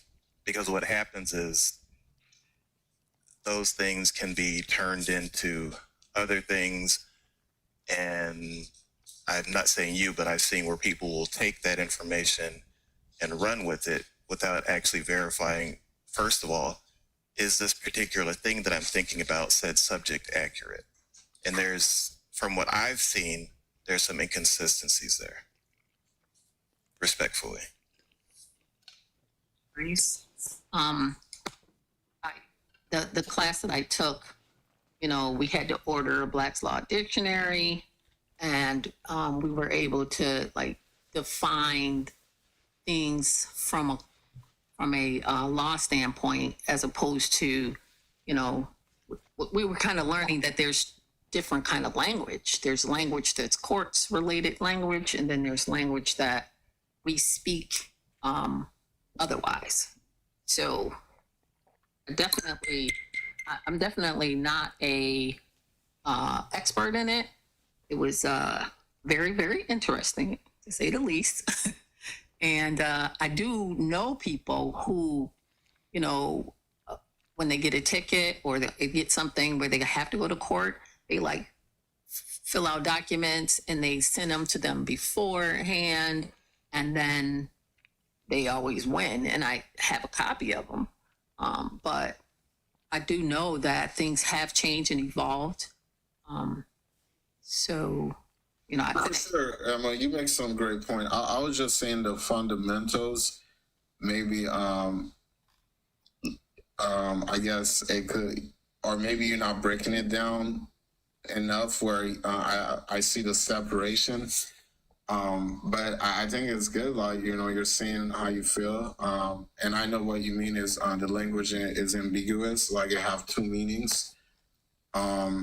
But I think maybe knowledge could talk more on that. But I think where the separation is at is just knowing about the different capacities that's happening and how, you know, I guess the whole state is a trust. So when you come into it, you know, you're kind of coming into something that's already made, but you do have, you know, rights and stuff like that.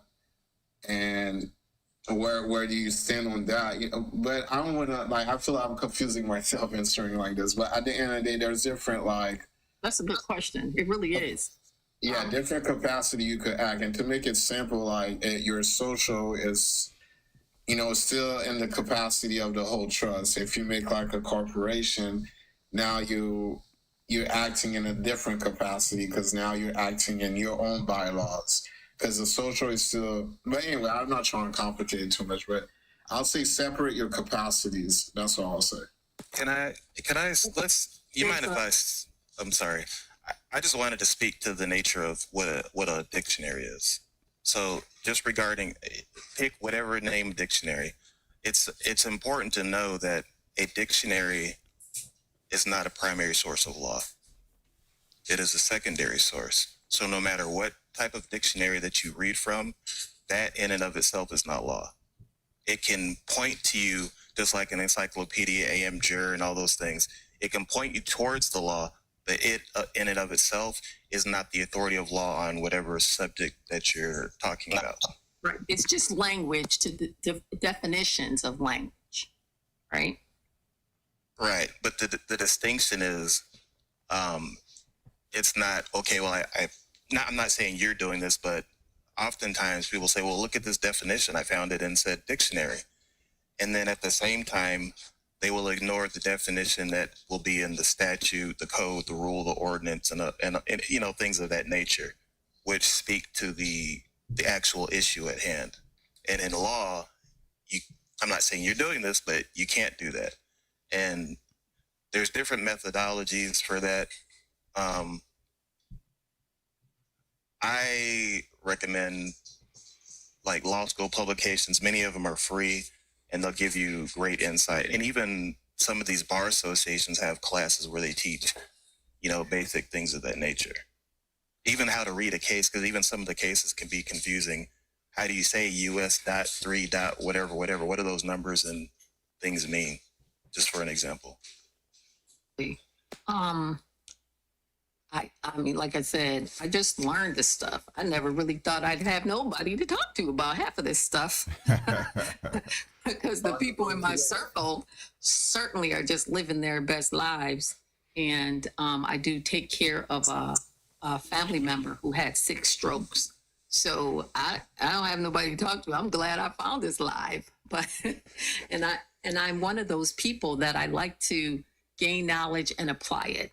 Meaning, how can what I've learned serve me in my community, serve me, my family, and my community? So, you know, I volunteer and all this other stuff, but just being able to share all this information in my head is absolutely beautiful. And I will not take claim to being an expert. It's just, I took that class and that whole expression, let me see, it's called own nothing but control everything. I understand how that works. I understand how that works in relationship to, you know, the capital letters or the straw man, whatever. And I understand the Rockefeller waterfall, how that works.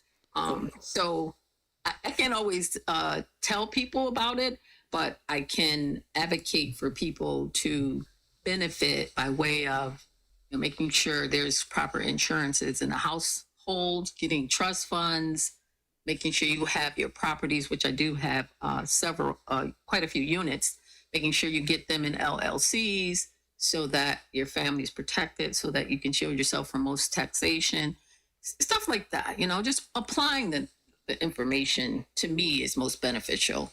I'd like to welcome Kyle and JD on stage too. You know, welcome to the panel. And just real quick, I'll say this, and then if y'all want to chime in, I'll say that just to make it simple, I'll say, you know, there's a social contract, right? Your whole state constitution, all the laws are supposed to make you feel comfortable. You have rights. You could speak. You know, you could pursue liberty, and then you got your commerce laws. And that's the part you're dealing with when you're talking about all the other stuff, you know, you were saying as well. But anyway, I don't know, Kyle and JD, if you want to jump in, knowledge, and everyone. You just answered my question basically, because I hear you guys talking about laws, and the law I hear quite often in this group, and I was just wondering, like, whose law y'all even talking about? Because, you know, it's confusing to me, you know, and I think that's what, I'm glad you just elaborated that. I'm a great energy too. Thank you for, you know, speaking. Like, you got some positive vibes. Absolutely. But yeah, the whole group as well. It's like a great group, great conversation. Everything else is like hateful and all types of weird stuff. But yeah, I was just wondering, is there a difference? Like, when I speak, do you think it would be appropriate for me to say the law in my vocabulary? Because isn't that like kind of promoting an agenda of someone if they have an agenda that they publicize, and it primarily becomes an ideology of the common populace? And if people just keep saying the law, isn't that going to make it the law? You know, like, that's why I really don't like to, you know, speak like that myself. But also, like Emma just said too, I'm myself kind of ignorant to a lot of things, and, you know, I'm just trying to learn in this world. That's kind of like a question. Law is framework. That the law basically represents a framework of what, you know, we understand. Like, the law in Germany might look differently, you know, or England or Zimbabwe. Yeah, let me try to look up what law even means, like a regular definition. Mind if I interject? Yeah. So, because we have a common law system, the judiciary will tell you what the law means. And you can go, that's from Marbury Madison. And there's a really important case that, if you want to, I can put it in the chat. It's Van Horn v. Dorrance. So in that case, it goes on and tells you some of the distinctions between the UK, the US. It's a really, really, really fascinating read. So I'll just give you a brief excerpt from that case. The power and jurisdiction of Parliament is so transcendent and absolute that it cannot be confined either for causes or persons within any bounds.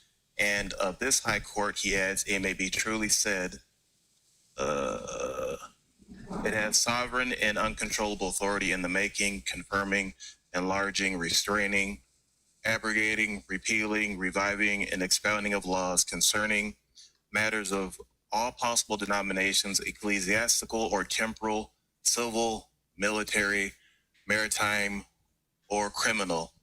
This being the place where the absolute despotic power, which must all governments reside somewhere, is entrusted by the constitution of their kingdom.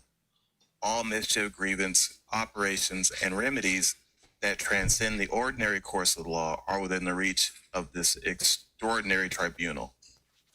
It can regulate or new model the succession of the crown, and was done in the reign of Henry, William III, and can alter and establish religion of the land, and was done in a variety of instances.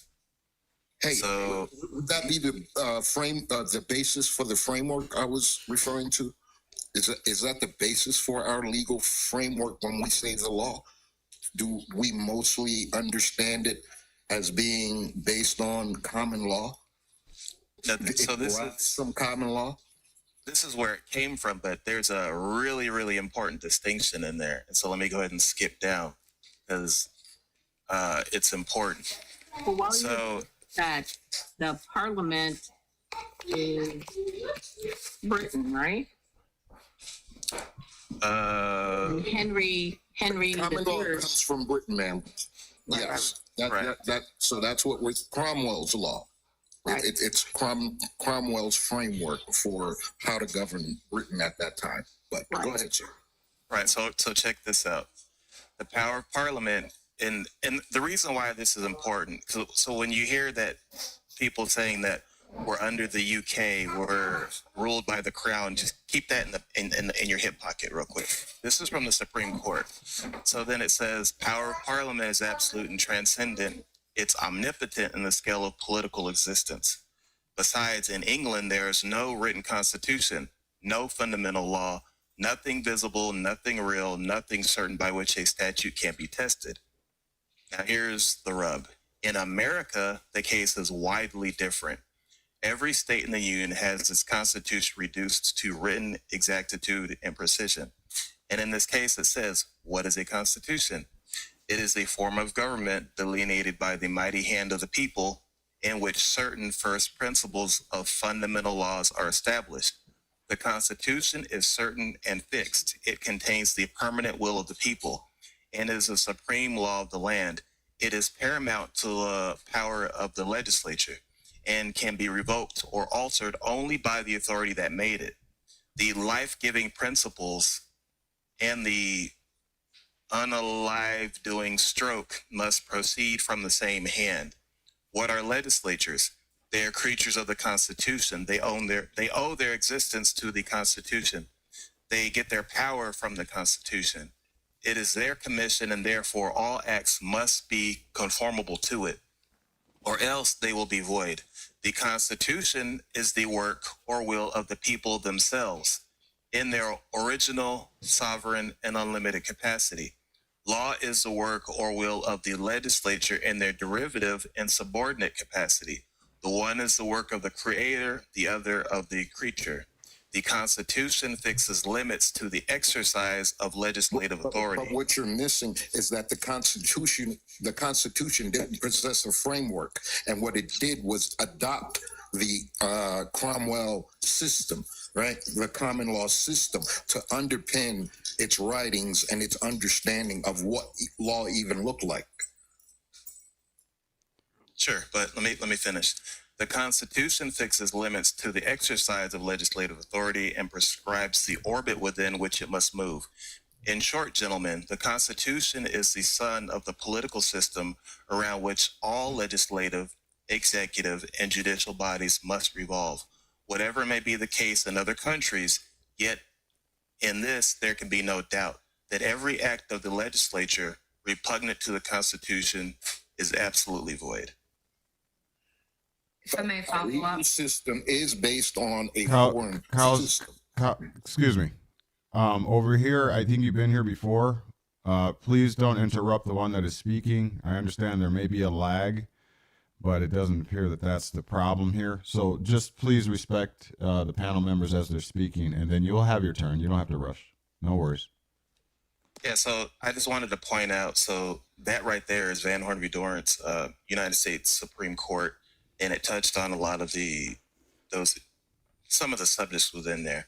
And I would, do some research on William Penn, who he was, what he did, those type of things. One of the original founders here, historically speaking. It's good information to know. That's all. And just to add, did you want to jump in, Knowledge? I know you haven't spoken in a bit.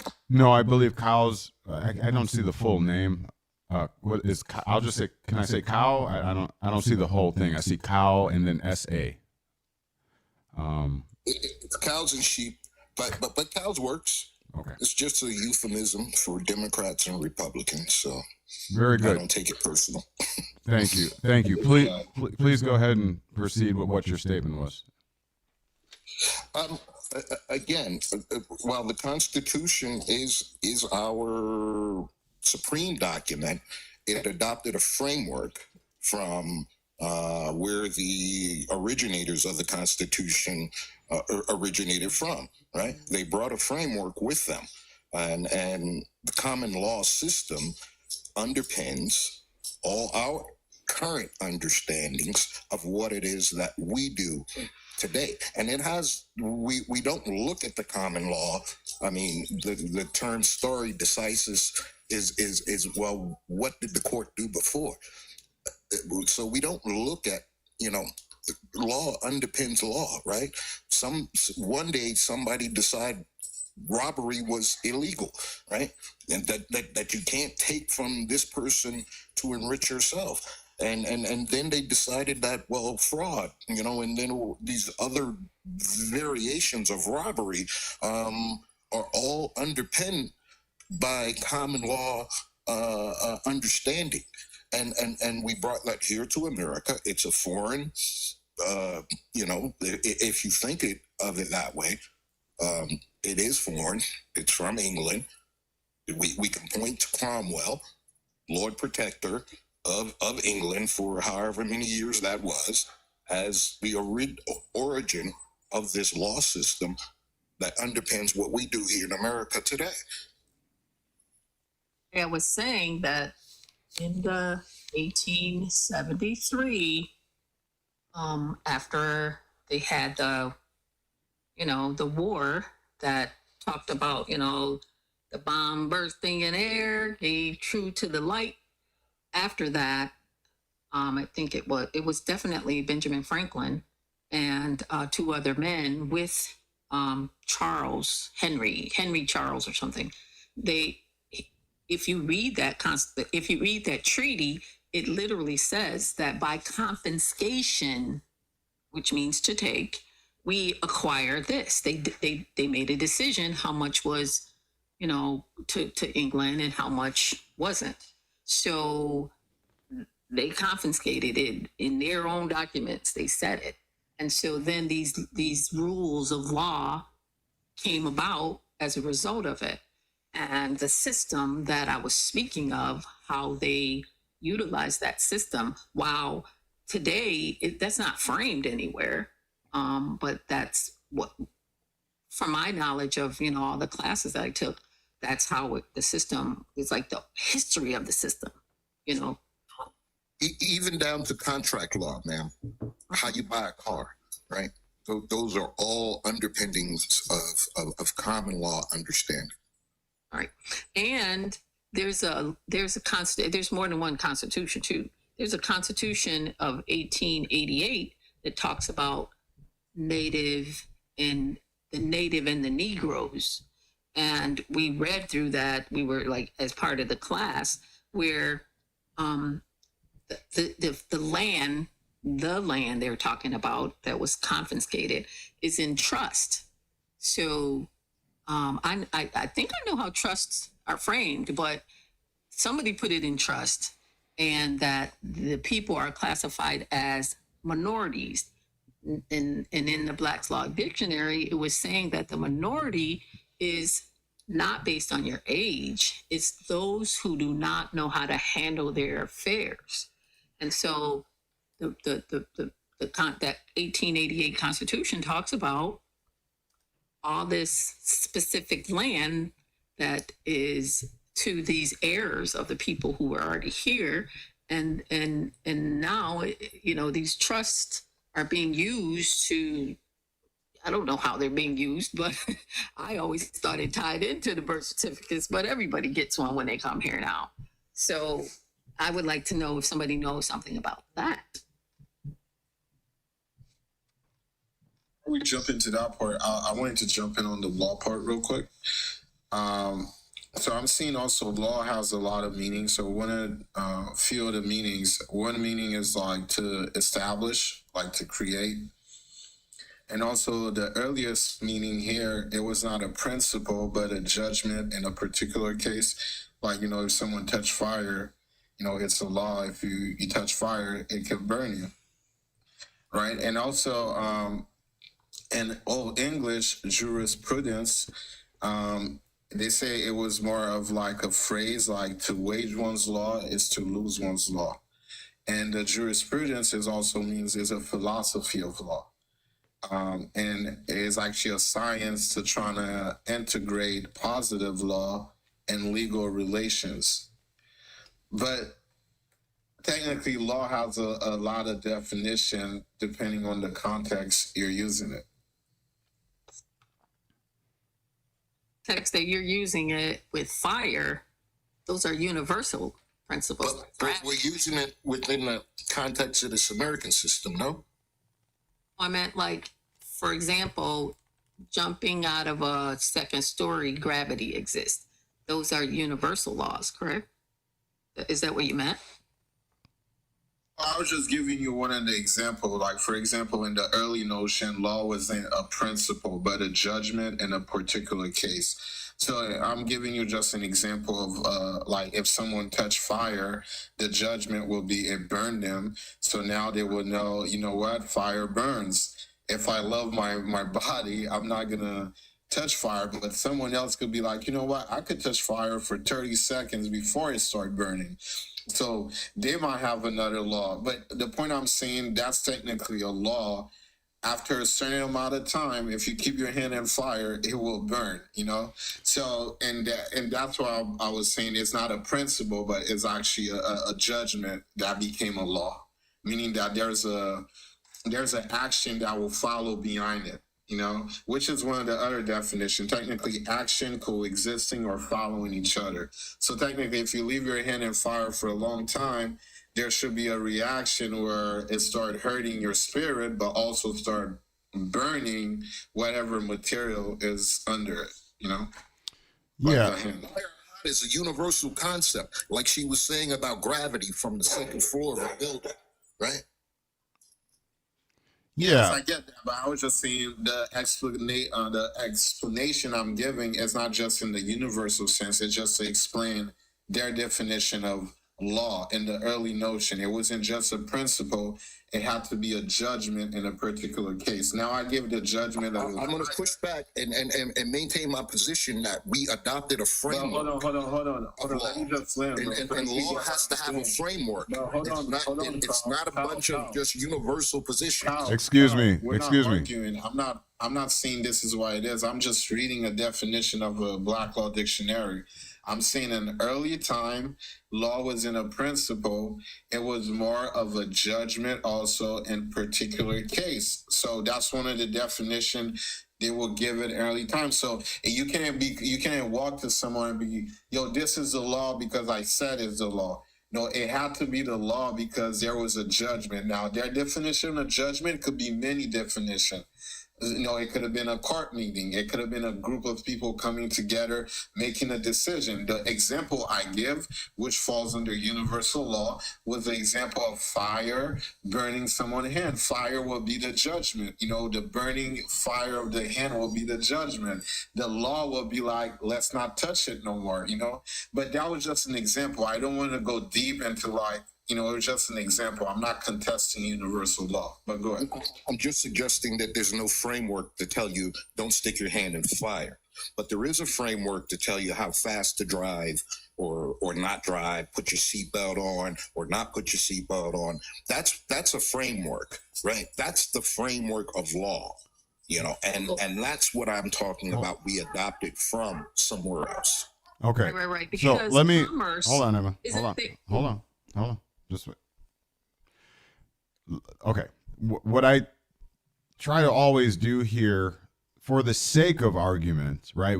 Debate is good, is to keep apples with apples, oranges with oranges. It seems to me that this debate is hinged upon a conflation and commingling of the natural with the artificial. And we always want to make a glaring distinction between the two. Okay, so laws. Someone is challenging what laws are. I don't know who it was. It doesn't matter for these intents and purposes. But what type of law are we discussing first off? Because I'm hearing a framework and that fire burns. That is, you know, natural law, principles, whatever. And then I'm also hearing statutes and, you know, common law and all those type of assertions. So let's be careful, all right, for clarity's sake, to make the distinction between natural law and man-made law, aka positive law. And I think that'll add greater clarity going forward for the audience as well. I just wanted to insert that. Thank you. I just wanted to say that, from my knowledge, the Crown, Parliament, owners of the land in 1873, they put this America Corporation under commerce law.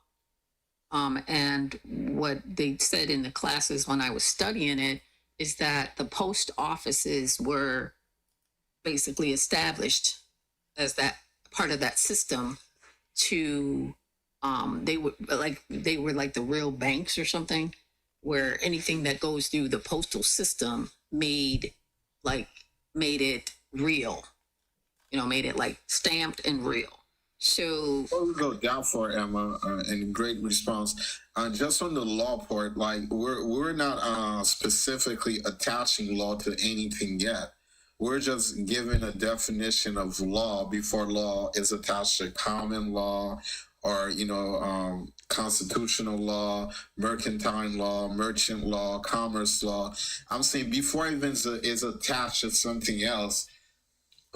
Based on the definition I'm getting of law in its generic term, in its general term, it's something established, so it's created. So that's one of the first steps. The other one, in some cases, is not a principle. There had to be a judgment. It has to be backed up by a consequence in a way. That's why I gave the example of fire. Also, in some cases, is a method, meaning that it's something that will follow a step. Like, for example, some plant follows sunlight. Well, most plants follow sunlight. And some people create a frame of a chair, they plant a seed, and because they know the plant follows the sunlight, when the plant comes out, it comes out in the form of a chair. So they're using the law of this, the growth of this plant. So the point I'm saying when it comes to law, before it's attached to anything else, it has a general term where it's either created or is a judgment with a consequence where we're forced to see it as a law, like fire, if we go underwater for too long, all those concepts.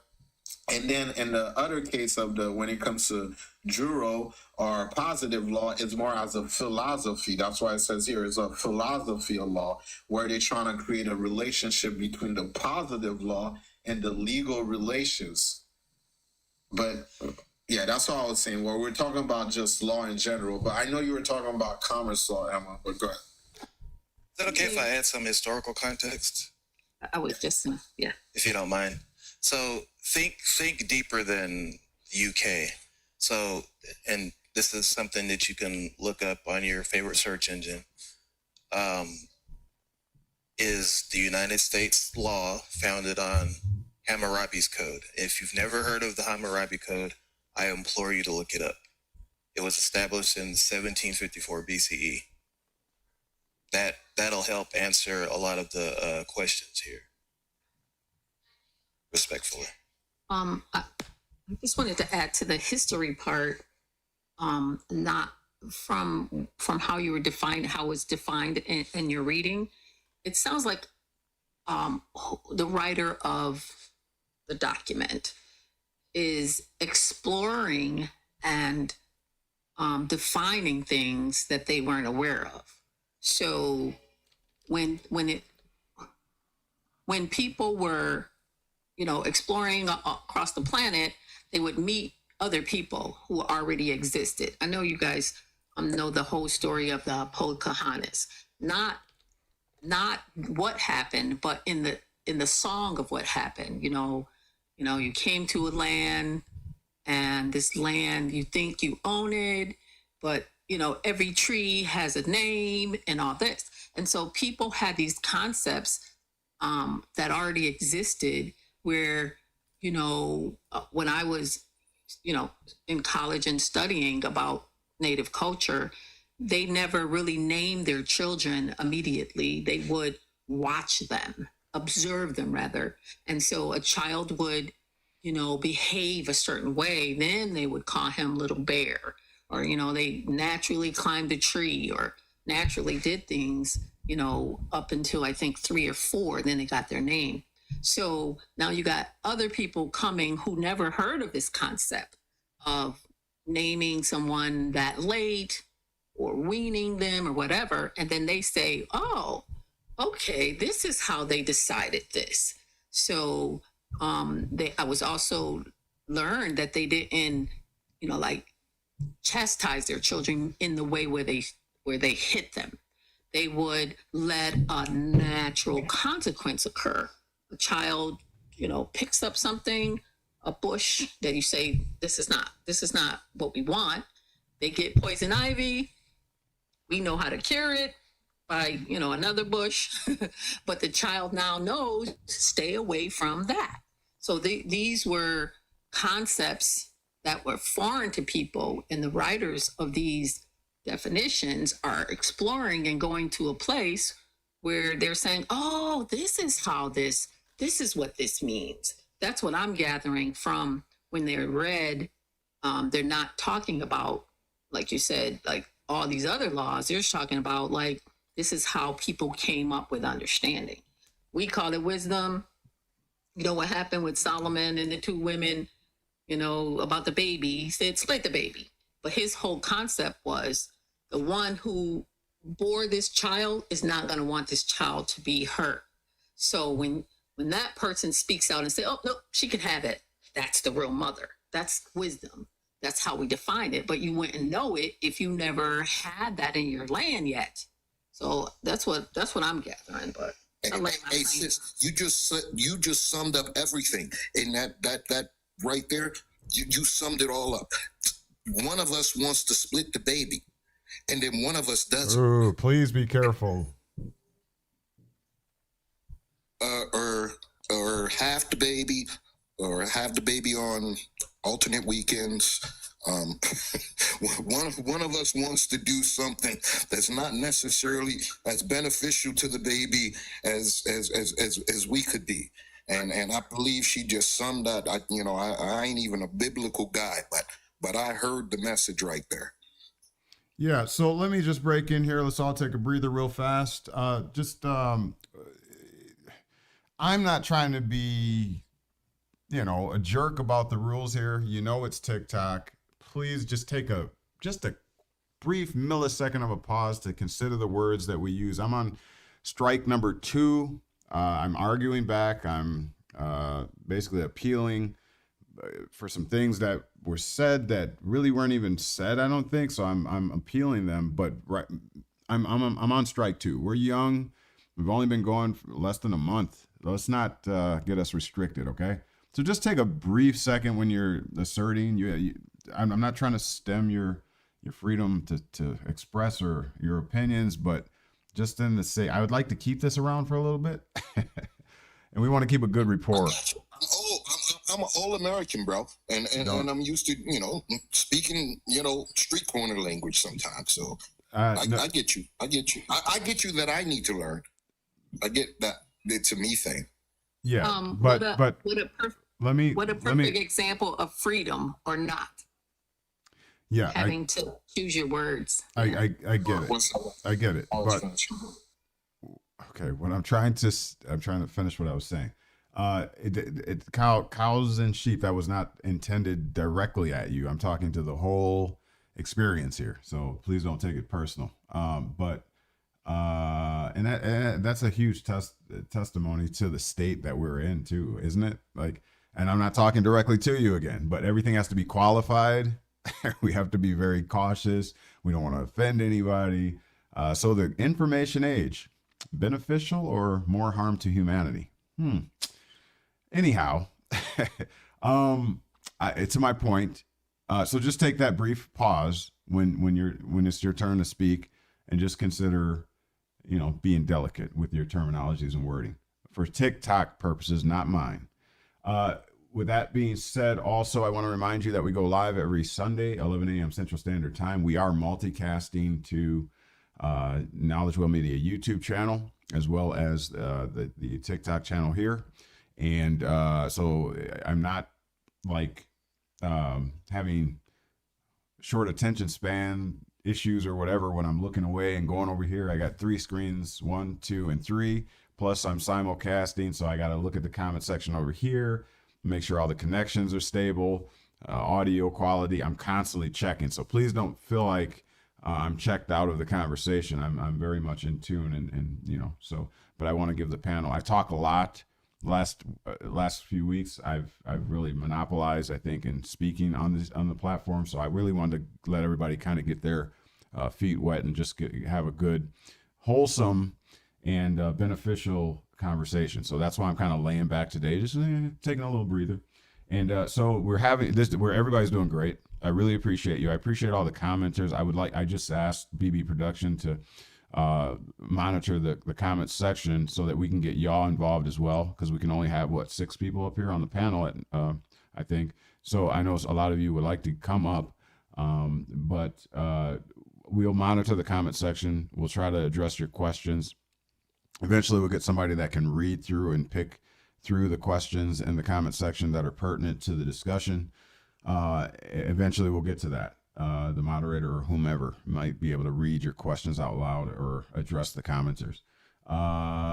So great dialogue, great participation. Really appreciate you. What else was I going to say? Don't forget about the EliteCom. EliteCom, we are going to be putting together a group of investors, or an investment group.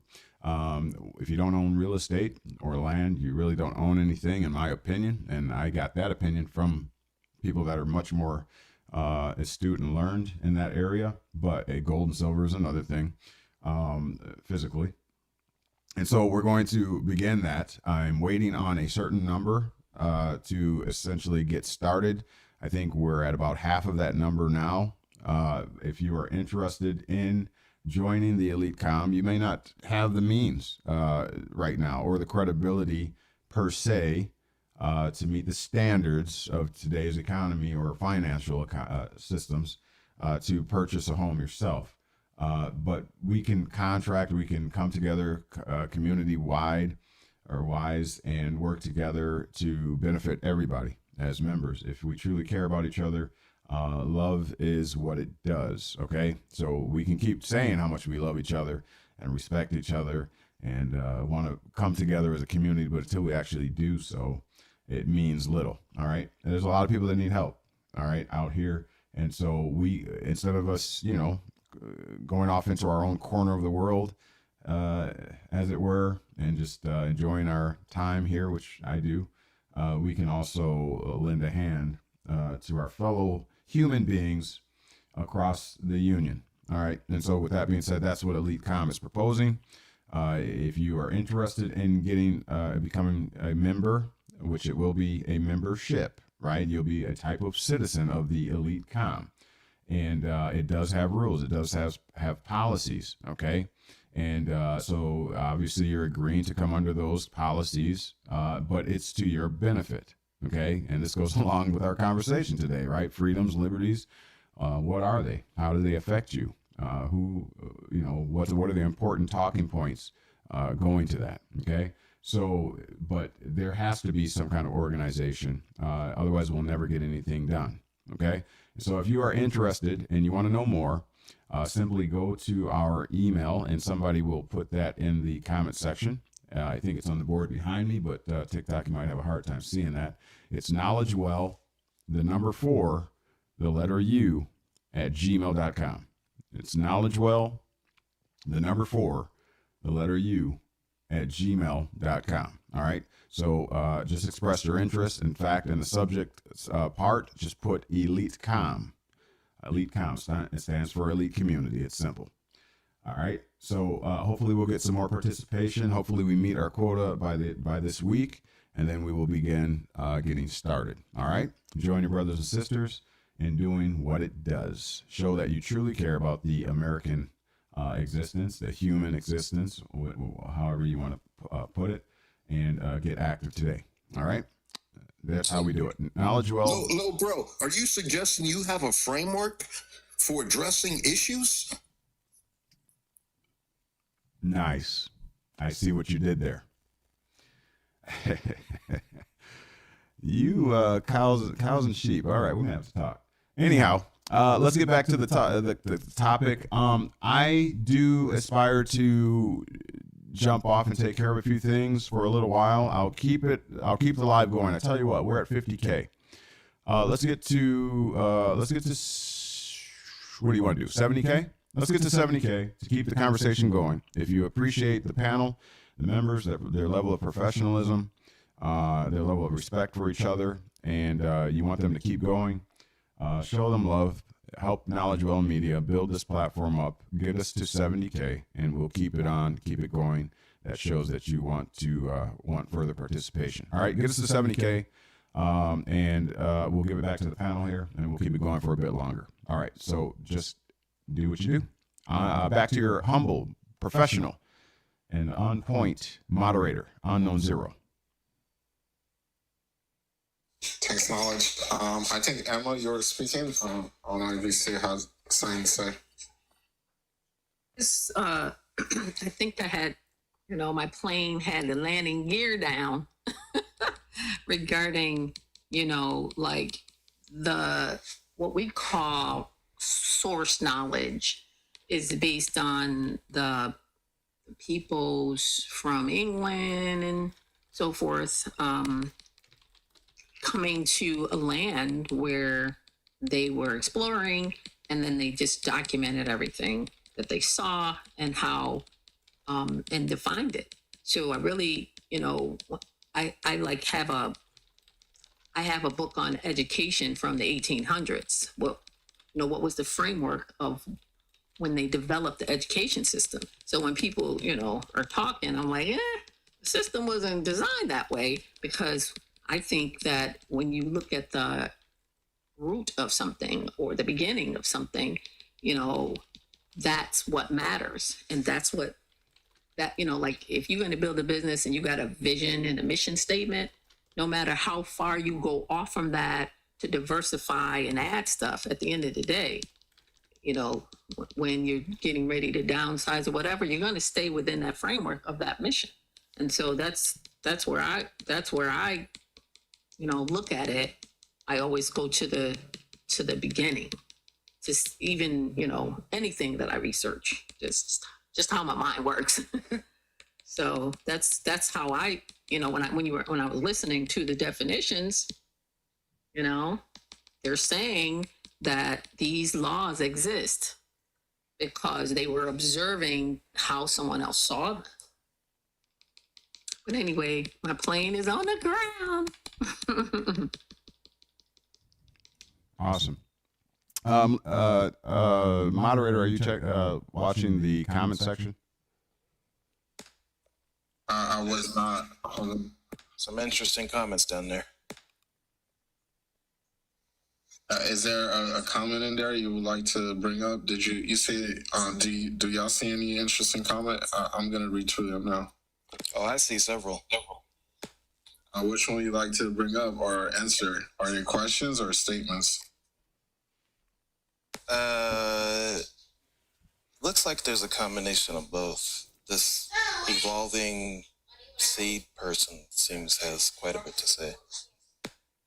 Well, okay, I see the first question from evolving, separating American and human.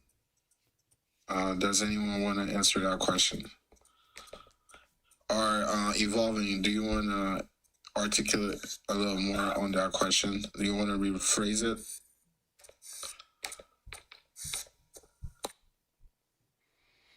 While we're waiting on that, KnowledgeWell Media YouTube, I'm going to need to end the feed.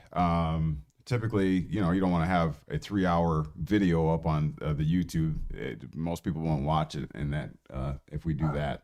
So I'm going to end that feed now at 3:00 p.m. Central Standard Time. We're going to continue on TikTok. Please, family, feel free. Come on over. Join the discussion over here under the moderation of Unknown Zero.